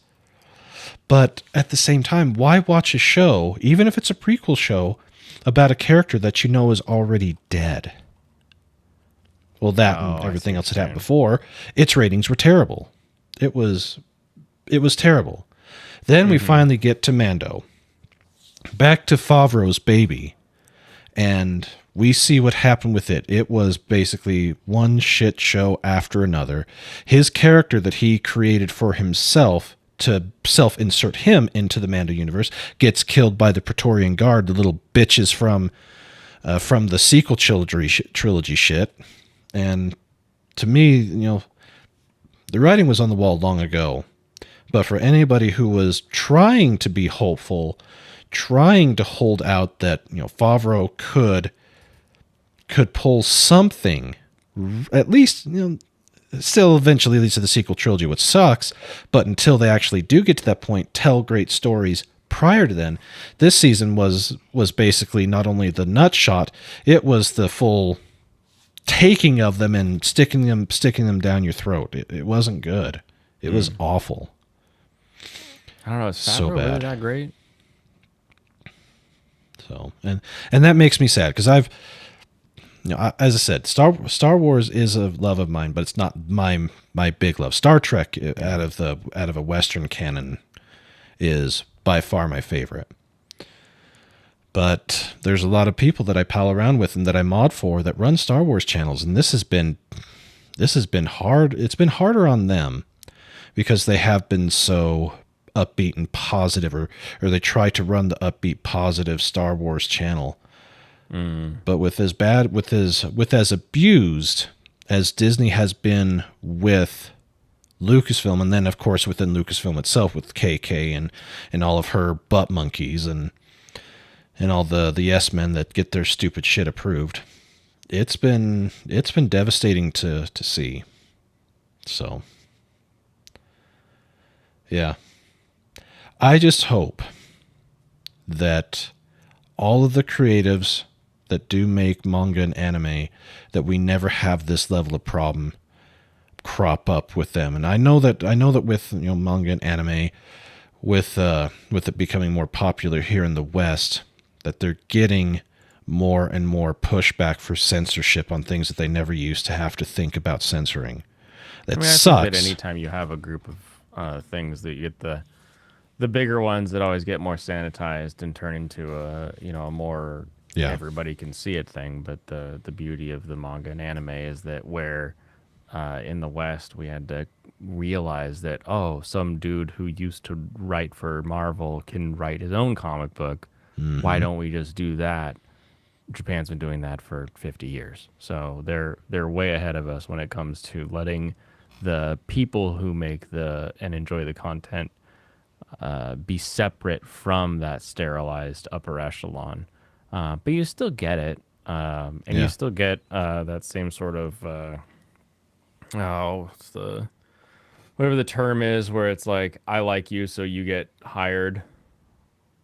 Whatever that term is. Nepotism. Like we saw that with like Earthsea with Miyazaki's son, and it was like, oh, Yeah, let's not let him nepotism. touch anime again. Nepotism, yeah. Yeah. You see, like right now, I think Suzume is Makoto Shinkai's, like, everything he's been making has been growing to this. If his next thing isn't different or an even better version of this story, then he'll just start to fall off and people will stop talking about him, and we'll get another one that pops up who wants to be the director that everybody loves. Because I think the last, like, anime and manga knows that it survives on the otaku, right? America can be loud, but how many loud Americans buy manga and Blu-rays and figures and all of that other Actually stuff, right? drop the coin as opposed Yeah. to going yo ho ho ho. And for so long we've had like in America we've had to be pirating, right? So there was a long time where you couldn't pay for anime. You had to find it, you had to share it, all of that kind of thing. And so we found ways to like, you know, I'm gonna buy this merch, I'm gonna buy this figure, I'm gonna get into this. So we became like the American otaku. So there's like the American otaku that is going to help keep the industry going, and the industry knows where their sales numbers are. They know who's buying from Ami Ami. They know who's buying from these different figure makers. They're not really looking at the reaction to the show to know how it's doing as much, but we'll see. A lot of Yeah. otakus in America that share plenty of taste with their Japanese counterparts. Also true. Yeah. Well, I've grown I've grown to appreciate a lot of the aspects of Japanese culture, especially over the past few years. And it doesn't help that our own culture, as far as, you know, TV or movie or comic book or all those things, have been so bad for so long. That helped push me towards it. But even so, you know, my taste for Japanese food has grown, and I've got way better at being able to eat it and enjoy it. Yeah. I will say this: I will not touch another seaweed salad. That was disgusting. Wakame. Yeah, wakame is pretty gross. The only thing they use Yeah. that for, so there's no tipping in Japan, but what they'll do is they'll give you service, and so your chair will have like a service charge, but they give you something for that service. So like if you're at a bar, you may get some beer nuts or something. But most places give you a little seaweed salad. So the seaweed salad is the cheapest thing you can put together to give somebody so that you can have an excuse to put a seat charge on them, basically. Yeah. So nobody likes it. Anyone who says they like it, they're lying to you.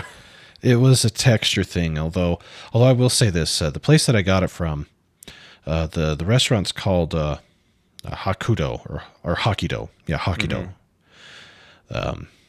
The person that owns it, I believe, is Japanese, and everybody else is, you know, trained sushi chefs, etc. But it's primarily a ramen shop. Yeah. I think they had Some of it those small was either- towns, the Japanese restaurant doesn't get a choice. They have to be the ramen, sushi, soba. You know, they got to do it all. Yeah, they do. Well, they used to also do Japanese curry, but they stopped selling that, unfortunately. Japanese curry is hard sell for American palates. Yeah. It's not like, because bland. here in America we can get Thai curry, which Yeah. is amazing. There's not a reason to have Japanese curry, but like I've been going to Japan since 2013. I just saw a Thai curry place on this last fall trip that I was on in 2022. Like it's Wow. been almost a decade before I was able to find Thai curry. So in Japan they need Japanese curry, but we don't need the Japanese curry. They can keep it. Yeah.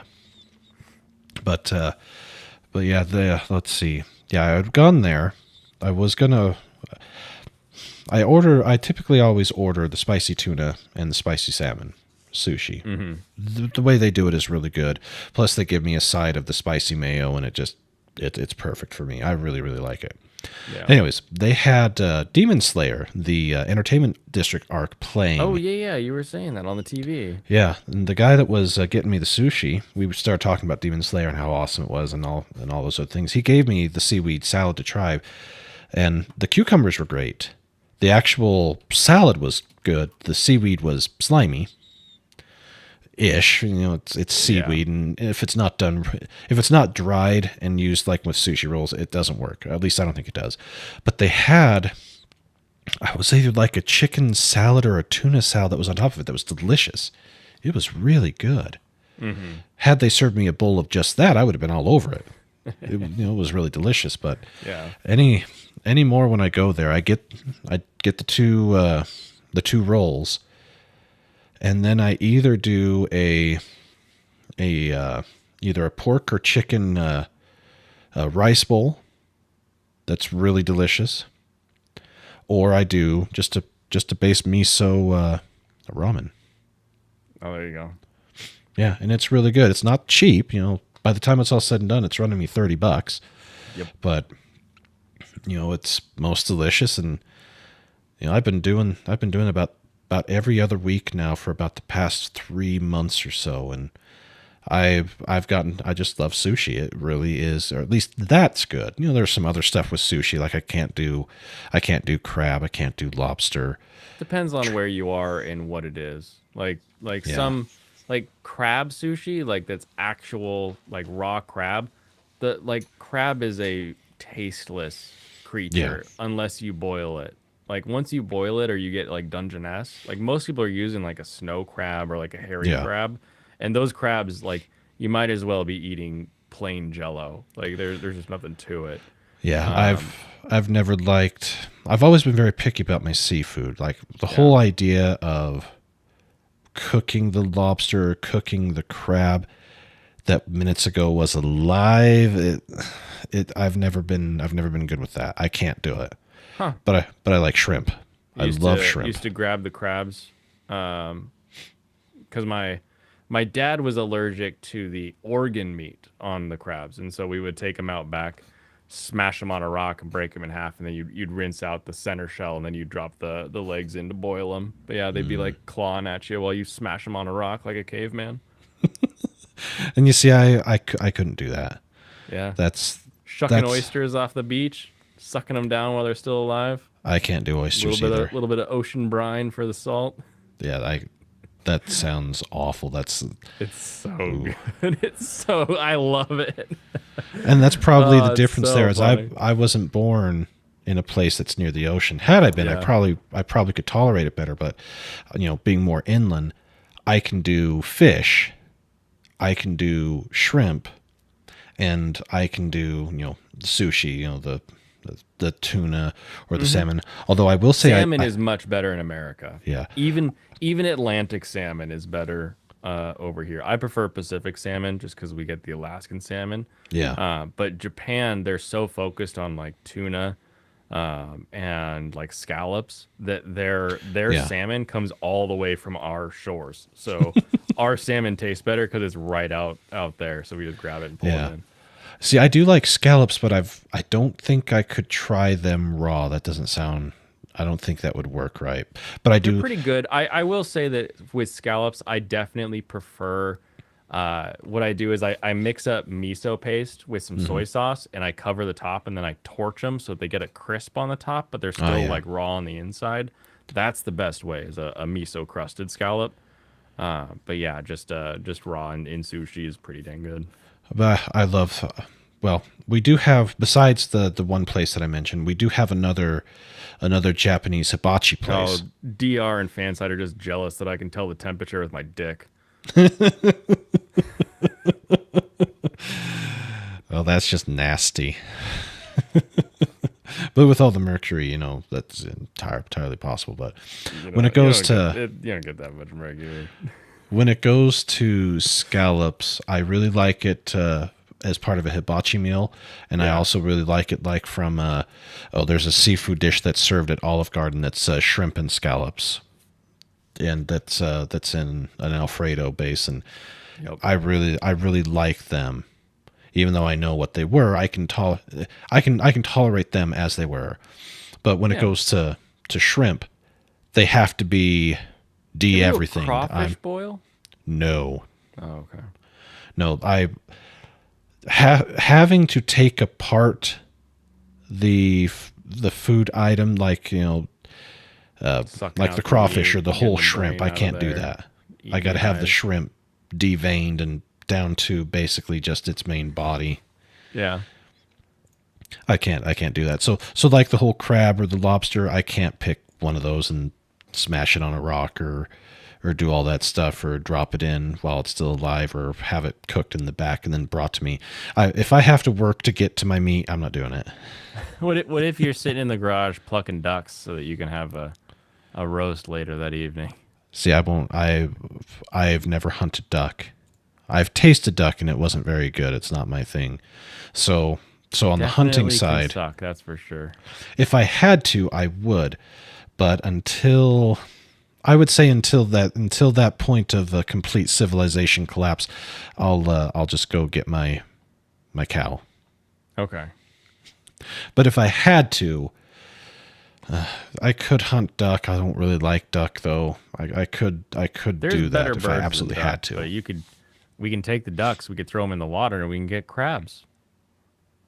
Even better. Oh, damn! Now I'm hungry. Here it Hold is, on, almost I have, midnight. And I'm ready for food again. I have a shrimp I need to show you. Some This shrimp. was my shrimp in Japan.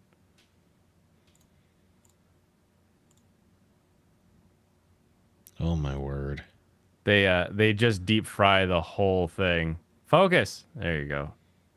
Yeah, so they just deep fried the entire shrimp with like his arms and everything, and you eat the whole thing because the skin, like the shell, when it gets fried, just turns into a cracker, basically. Wow. So, it was freaking delicious. Yeah.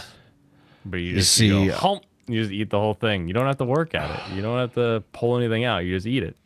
Put it in your mouth. Oh, that's making my stomach turn just a little bit. Just, Really? there's something about trying to So funny. eat Have you it have like you that. had just- a bad experience with it? Now I'm interested. Not that I can recall. It's just there's just something about eating meat if you have to do it with the whole entire body still in place that just doesn't seem right, and What about like a rack of ribs? oh yeah, I can handle a rack of ribs no problem. Mm-hmm. Because the rest of the cow isn't attached to it, or the rest of the pig isn't attached to it. Oh, but so you wouldn't go to a luau then? I've been to one. I've With seen the pig rolling around? I've seen the pig. I've my my chiropractor is oh crap. Where's he Samoan? from? Yeah, he's Samoan. And That chiropractor would accidentally kill most of their patients. he's Sorry, a bro. big man. You know, I'm 6'2", he's 6'4", and he is built. So he can do all the adjustments without any of the machines. Yeah, it's all the years But, of generations cracking coconuts with their skulls. Yeah, exactly. He's a huge dude, but yeah, he does that, and he told me once that with his in-laws are from here, so they're as white as me and everything. Mm-hmm. But he was gonna pit roast a pig. He had the pig all picked out and was gonna go take care of it like it was no big deal. And I think he had either his father-in-law with him or somebody was with him, and they were horrified what had to be done in order to get your pork product to the point where you could enjoy the bacon. Mm-hmm. And to him, it wasn't a big deal because he'd been doing it all of his life, because that's what you had to do Yep. in order to do that. And he's like, I never thought about it that way. And since then, he just has our local butcher shop just do it now. But if he needs to, he could do it. I came across a YouTube short today of a guy who was responding to a comment. He's like one of these fishing channels that I follow. Mm-hmm. And he was like, people are always asking me how I humanely kill the fish. And he's like, oh, I just take my knife and I just chop it right in the skull and it kills it instantly. And then you want to cut it, bleed it, and he goes through like the whole process. And I'm Yeah. like, okay. And I look at the comments and they're like, you have to pull out its butthole? And I'm like, what, you going to eat the butthole? Like, what else? Like, because I've grown up literally 5 years old catching trout. Mm-hmm. And having to like fillet them so that my dad's holding my hand while I do it, but like Yeah. to get them ready so that we can eat them. So it is just a perfectly normal thing for me to be ripping things out of my food before I eat it. But it's always so fascinating to Well, yeah, you see don't the other side, because like you don't want to eat the fish. You don't want to eat what the fish is be eating, and you don't want to. This isn't haggis. You don't want ass. no. Yeah, No, exactly. but it's always been fascinating to me because I'm the guy that can go through the processing facility eating a hot dog while I watch them make the bologna. Like I watch can, them make the hot dogs. Yeah. Yeah, I have no issues, no qualms. I can watch the hoof get ground up, and I'm like, awesome, more cartilage. And Yeah. I think I would be okay with that. My biggest problem would be at least how it is now, since I've when it goes to hunting, I've got, I've done the hunter's license training and all that crap. I could do it if I want to, but my problem is I don't like freezing. So I typically I can't go deer hunting, can't go elk hunting. Yeah, won't you do just sit out there won't getting do any cold of as that hell, 'cause I don't not like bringing freezing. back anything half the time. Exactly. And if it came down to it, if I needed to get meat, yeah, I'll shoot the thing. I'll figure out, killing it, gutting it, and all that other crap. But as long as as long as my chiropractor's alive, we'll always have good pork. That much Yeah. I do know. Yeah, And that sounds great. he a few years ago he did do he did do a full pig roast to celebrate his business being his chiropractor office being open, I think, for 5 years at that time. And yeah, pulled meat from the pig from all the places, like, up in the cheekbones, and I didn't have a problem with that. Once that's done, and I know the poor little bastard's done in, and I'm going to be enjoying him. That You're not gonna let it go to waste, No. but you don't want to be there when it gets wasted. Yeah. Okay. Yeah, the actual killing of the thing or prepping it, I think, is the part that I would have the toughest time with. Probably one, if I was to actually go hunting and actually get something, and I actually had to finish the thing off. If I didn't do it the first time with the rifle, I would probably be okay with it going forward. But then having to, field dress it and all that crap, yeah, I'd probably would puke my guts out of the first few times. So It's so interesting. it's just how I am. Even though the place I'm from is not a big city, I'm more of a city boy. That's more my mother's side, but her father grew up on a farm, Yeah. and my dad, him and his family, yeah, farmers. Everybody around here, pretty much everybody around here, if they have any genealogy spanning back any ways around here, it all goes back to farming, or the various forms of farming, whether it be, actually raising something from the ground or having a hog farm, a cow farm, chickens, et cetera, et cetera. They learned to deal with it, and that's what you had to do to eat. Yeah. The funny thing, like my grandma, there's always been a chicken coop somewhere in my family. Still is. My uncle's got a chicken coop. But like a raccoon gets in, grabs the chicken, goes to pull it out, but can't get it, but almost breaks its neck as it tries to pull it through the fence. And you Yeah. got like a half dead chicken out there, and then grandma's like, oops, she just grabs the chicken, just whoosh, cracks its neck real quick and takes it over to the beheading station, chops it and lets it bleed.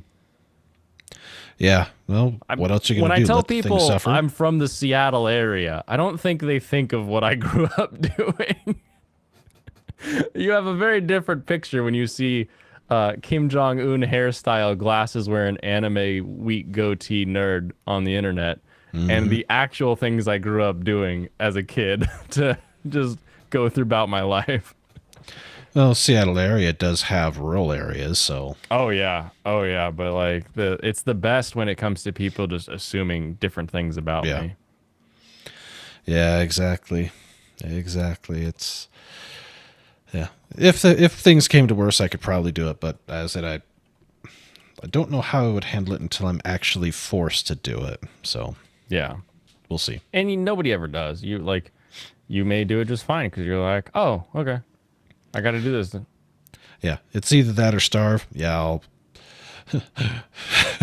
As You're not AJ gonna said, starve. I'll eat your ass. Yeah, you need to booty like groceries if you gotta. Yeah, exactly. So, yeah, that's story of the week, and let's see. Saturday, I'm supposed to have Dante of Dante's Rant Room on.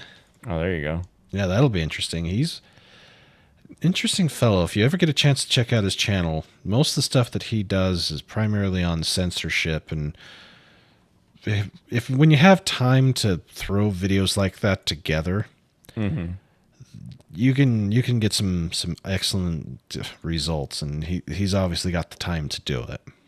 And as I said, I've spent the week, this week doing video editing and putting the videos out, and it's been fun to do, but I forgot how time consuming it is, and I've got to be careful because I got I got reamed at the end of last year for how much time I was spending either live streaming or video editing. So I trying to stay consistent with content while still trying to find a balance to everything else and still having a day job and having a, a soon to be second day job running a storage facility.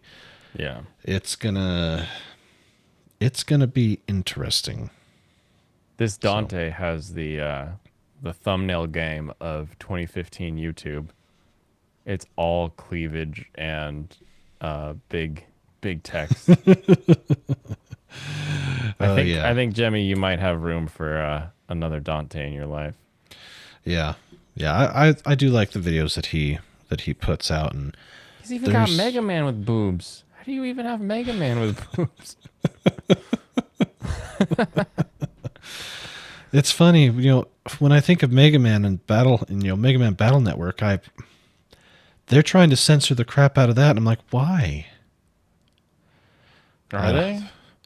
Yeah, because I guess it comes from a time. I guess there's certain things within the game that are now culturally insensitive or some stupid shit like that. So, gotcha. And because of how butt sore people get in this day and age, if it's even kind of sort of, maybe they'll freak the hell out about it and demand this, that, and the other.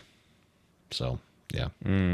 I do have to watch some of these though, because I don't know that his definition of censorship is like censorship. That'd be a good conversation to have with him sometime. Yeah, absolutely. But yeah, I don't remember how I found his channel, but I did. Followed him, chit chatted. Was going to have him on a few weeks ago, but then I was having computer problems and Mega Man and other things. Yeah, Mega Man. Oh my god. So hopefully he's still good, because it'll be a very interesting conversation, I think. Nice. Then I got to figure. Oh, that's right. And then the week after, just get the list put together. Probably 5:00 PST. For about an hour and a half at the most, but it's going to take 5 days to really go through and do it justice. Yeah. So that'll be a lot of fun. I'll just have to tell the wife and the kids, if I'm not going to put out videos during the day because I'm going to be doing this, you got to give me that hour to an hour and a half and leave me be, and I'll be around the rest of the time. And I've really been trying to do that. And it's one of those weird things. My kids are at that age. They're teenagers now. They don't need me. Need anything, and then all of a sudden they do. Yeah. They do their own thing. For the most part, they're really good kids. Mm-hmm. But it's not like they're needing me to be around to keep an eye on them like they used to, or even with the stuff like they like to play games that are on Roblox still. It drives me crazy, but I don't. They like it when I'm around, but at the same time, when I am around, they tend to do stuff that to me just seems dumb. But that's it's an age thing there. So, but I think that about Gen Zs, and they're only like 5 years younger than me, for 10 years younger than me. I'm like, what are you doing? Well, I have been making them watch Spy Family with me. We're almost halfway through part 2, Nice. or the second core, and it's been a lot of fun. But sometimes just trying to get them just to sit down with me to watch it with them, and has been difficult. Although I will say this, they do have pretty good tastes in movies. Although the movies they do watch, they tend to want to watch them over and over again, like The Goonies. I love The Goonies. But I've seen The Goonies like 25 times in the past 5 months. That's just a bit too much. I'm sorry. Do you not want to rewatch The Goonies? Suddenly, Blaine's rule of rewatching sounds like a household rule that might need to get implemented. Yeah, well, I do like going back and rewatching movies at some point, but there has that many times in a short amount of time is hard. It's not like how it used to be when you either had to have the VHS tape, or if it was on TV, they typically replay it several times throughout a month. Mm-hmm. And if it was one of the few things on TV that didn't suck, then, But with everything the way it is now, basically unlimited, infinite entertainment possibilities. You're never It's burning hard that to- tape. You're never scratching that record. It's not. It's hard to justify rewatching that show that many times. Or just even trying to get them to watch something for the first time. Like trying to get them to watch the original, Star Wars or Empire Strikes Back. I can't get them to do it. No. Or even something like Indiana Jones. Any one of the three. I don't count the fourth movie, and this fifth movie is going to be a complete and total train wreck shit show. I ain't touching either of them. There's another one coming? Oh, man. Isn't Indy dead yet? Like, Harrison I feel Ford like isn't canonically- dead. And Indy isn't dead, but let me tell you this. If you want to know the history and the chronicling of just how big of a shit show the whole process has been for trying to get Indiana Jones 5 made, I would suggest to watch Overlord DVD's channel. Now, you may not care for the whole supervillain thing or the rumor side of it, but his coverage from the beginning of Indy 5, from the very first rumors coming out about it to what's been shown through the press and the various other things, has been spot on. We're talking close to 100% record when it goes to having the inside knowledge being given to him. Okay. So, but You he's got a source also that's decent. he's also a huge Star Trek person. But the indie stuff that he's covered has been I'll It wade has been through the spot on. Star Wars muck in order to find something that's interesting there. But now we're finally at the end. The movie has basically been delayed or pushed back for. It's been a 10-year process getting it going. So, yeah, I do love Futurama. The Simpsons is stupid as hell. The first run of Futurama was great. The 4 movies that they did before they relaunched it on Comedy Central were great. And the ending to the Comedy Central run was perfect. The fact that they're bringing it back again, no, it sucks. Matt Groening is only good for so long, and he, ever since, 25 seasons of Simpsons. yeah, basically ever Fantastic, since wonderful, beautiful. since the end of the 2000s, the mind virus has eaten his brain, and you can see that in the overall work, especially of The Simpsons. So, yeah, The that's problem with the Simpsons, I like the Super Eye Patch Wolf deduction, where Simpsons started out as a parody of the other family-friendly shows that were on TV, like the other family shows, and then after a while, it was the family show, and so Yep.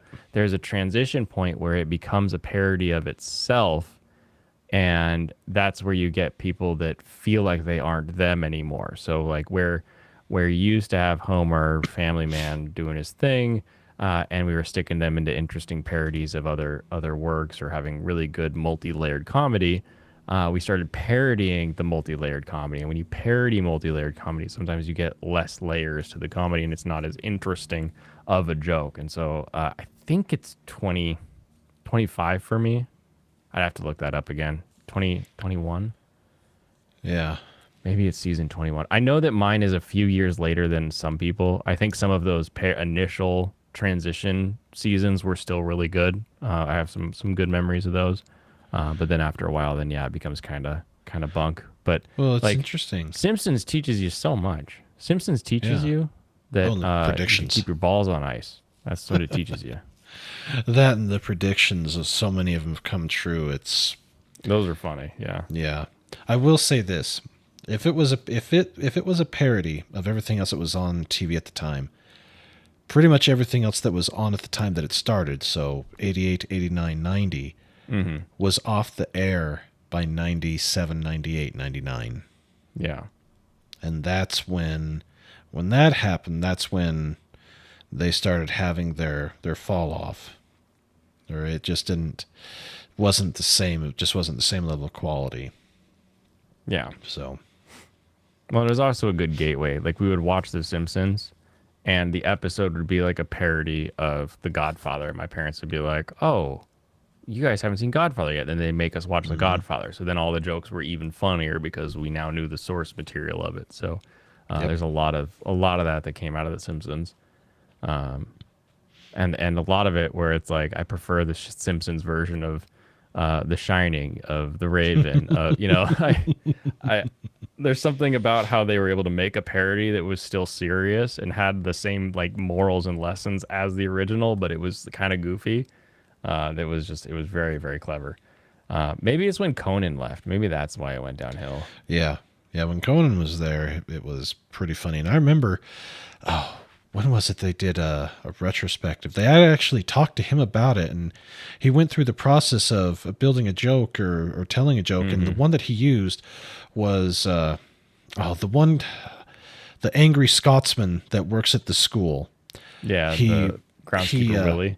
Yeah, there was a scene where Bart was riding his bike or something that was left in the street. He came in with the street sweeper, caught it, gets all cleaned up. He's laughing at him. Bart's like, all right, I got a clean bike. And then it falls apart on him. He was like, there was 4 jokes in that 10-second span. And then the street sweeper goes down into it falls down in the subway and like explodes. Like there's so many jokes so quickly that you weren't allowed to laugh. You had to keep watching.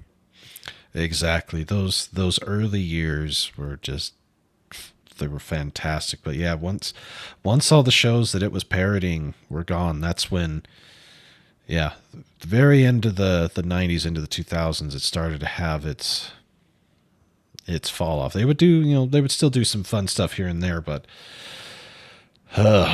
you get into the 2010s and more into this the start of the woke wanker stuff, and it just, you can see it, and it's just not as good as it used to be. So exactly. Then that sucks. I should have Conan on so you guys can see what a real ginger looks like, and you don't keep calling me a ginger. Yeah, he's as white and pasty and red haired as it gets.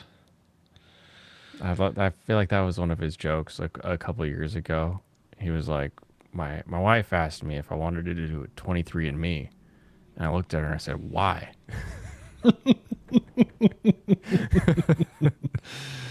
Exactly. Oh my god. And you see, that's what I loved about Futurama, is with it, the first run that they had of it, I thought it ended really well. Oh yeah. And it was a much crisper, sharper show. But then again, it started in 99, 10 years after The Simpsons started, in a whole different setting. So it really, the creative juices were really flowing with that show's creation. Then, the 4 movies that they did after it was canceled and before it came back on to Comedy Central, they were also really good. Yeah. Bender's Game, The Beast with the Billion Backs. Oh, was it Bender's Game?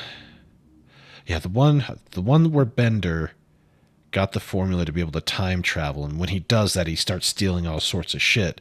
But they get introduced to a character who we eventually find out was Fry, and that was such a good twist to everything, and then it made everything else make sense. And when Leela found out, it stuck with her. And then getting to the ending of the second run with her and Fry finally, after all those years, getting married, but then having time, everyone else's time stop except for them, and then living out their lives as basically the only 2 people, basically living. It was very bittersweet. And then at the end, the doctor's right there, or his 10, 20, 30th great grandson who runs Planet Express is like, I've been working so hard trying to get this thing figured out. I finally got it. You coming back or not? And then they go through the time portal and can relive it all. Yeah. I don't know what more they're going to do other than just woke wanker shit. Because that's all they know how to do now, is to make stuff that really truly only appeals to those that are the blue land hair do you know freaks. Who's working on it? Who's writing it? Oh, it's Matt Groening, and he's working on it. It's for Hulu, so since it's for Hulu, Did you Fox ever being watch part of Disney. Disenchanted? Hmm? Did you watch Disenchanted at all? No. Matt Groening. Not Disenchanted. What is this? What am I thinking of? You're thinking Disenchanted. It's his work on Netflix, but I've heard it's not very good. Yeah. I don't like the setting. I think that's the biggest problem it has. Yeah. It's not very funny. You're like, oh, how many jokes can we make about Dark Ages? Yeah, exactly. There's not that many. No. I do like the episode where Fry is his own grandpa, and the only way to save the Earth is for him to have the Scooty Puff Senior instead of the Scooty Puff Junior to get away. Scooty Puff Junior sucks. Disenchantment. Okay. Yeah, Disenchantment. Yeah, Disenchanted. Yeah, it was on Netflix, and it just, Netflix is its own special brand of stuff, so. Princess well. Bean, is that not that good of a character? Yeah, I think you could have done something, but I don't think you can make an entire season out of medieval joke. The only Yeah. things that get away with that are like Harmon Quest because it's D&D, and so they can bring in modern jokes and references without it being weird that they sometimes pop in with a modern reference. Or Monty Python. Yeah, but that was like 100 years ago. So let's move on, Grandpa. Well, Come not that on. long. It was only the 70s. You can't be stuck in the Monty Python era forever. We got to move forward here. That's true. I do like Blackadder. That was Oh yeah, Rowan Atkinson is he will always be Mr. Bean, and it will never not be weird when he talks. That is, to this day, there are two humans that I know they talk, but I don't want to hear them. Rowan Atkinson and Teller. Teller cannot talk. But he does, like he's a genius. And like the crazy part, like, because I love magic, so like he does his whole master class on different card tricks and everything, and he's like talking to the class about what he's doing while he's doing it, but it's so fluid, so fast while he's showing you what to do that you're like, that was magic. Like, that's insane. Yeah.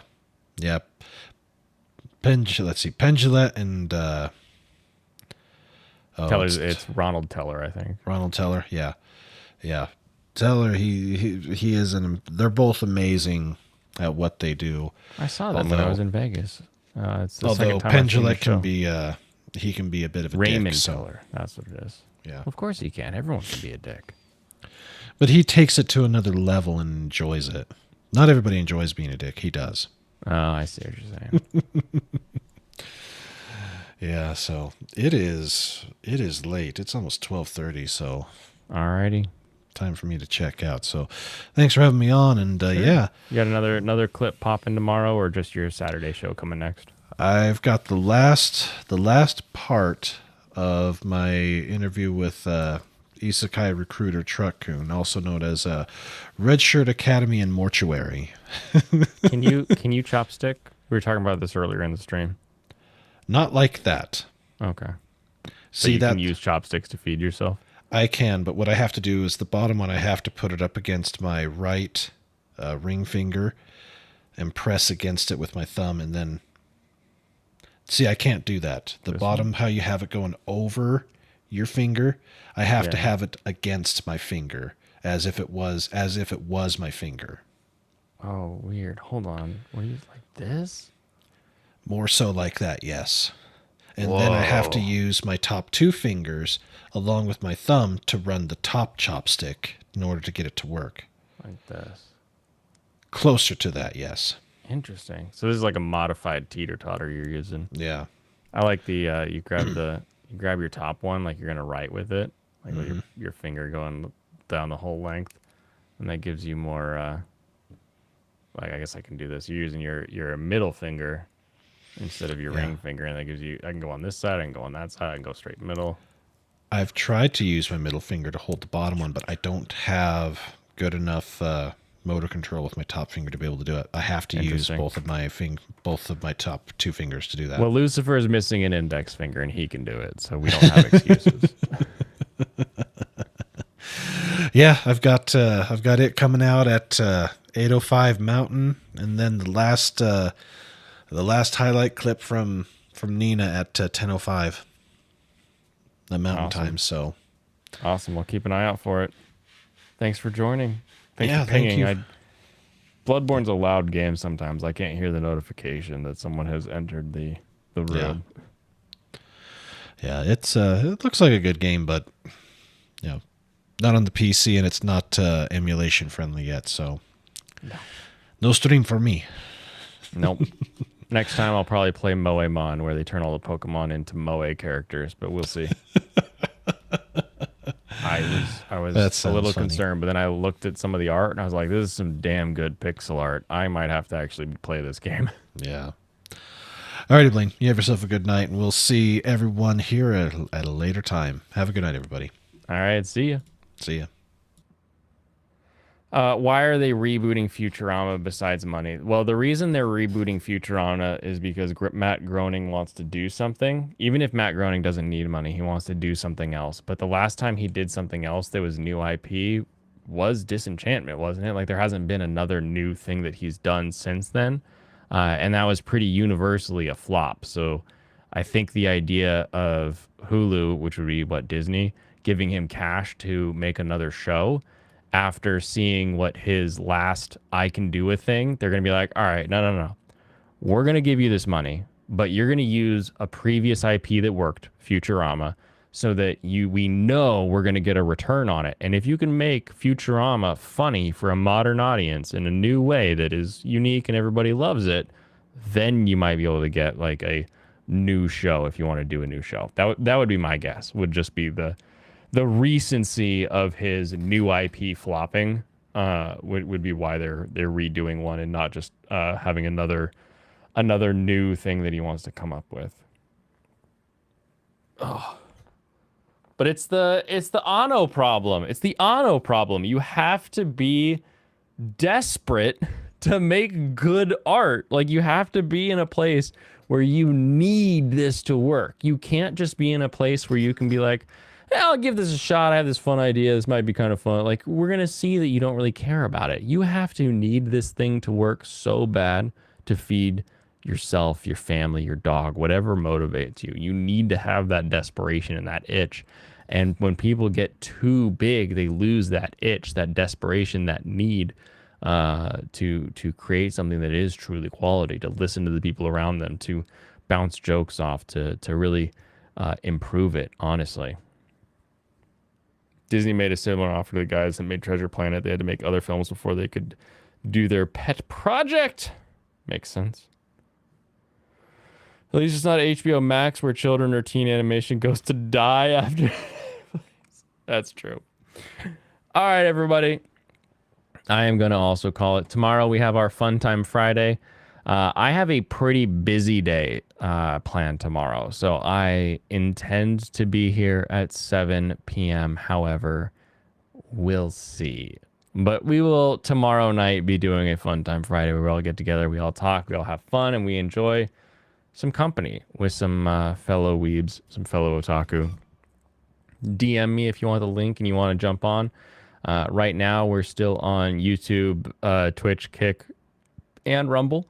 So while Kick and Rumble will let us do and say whatever we want, we are still on YouTube and Twitch. So please respect the TOSs when you come on in. So have a wonderful rest of your evening, and I will catch you all next time.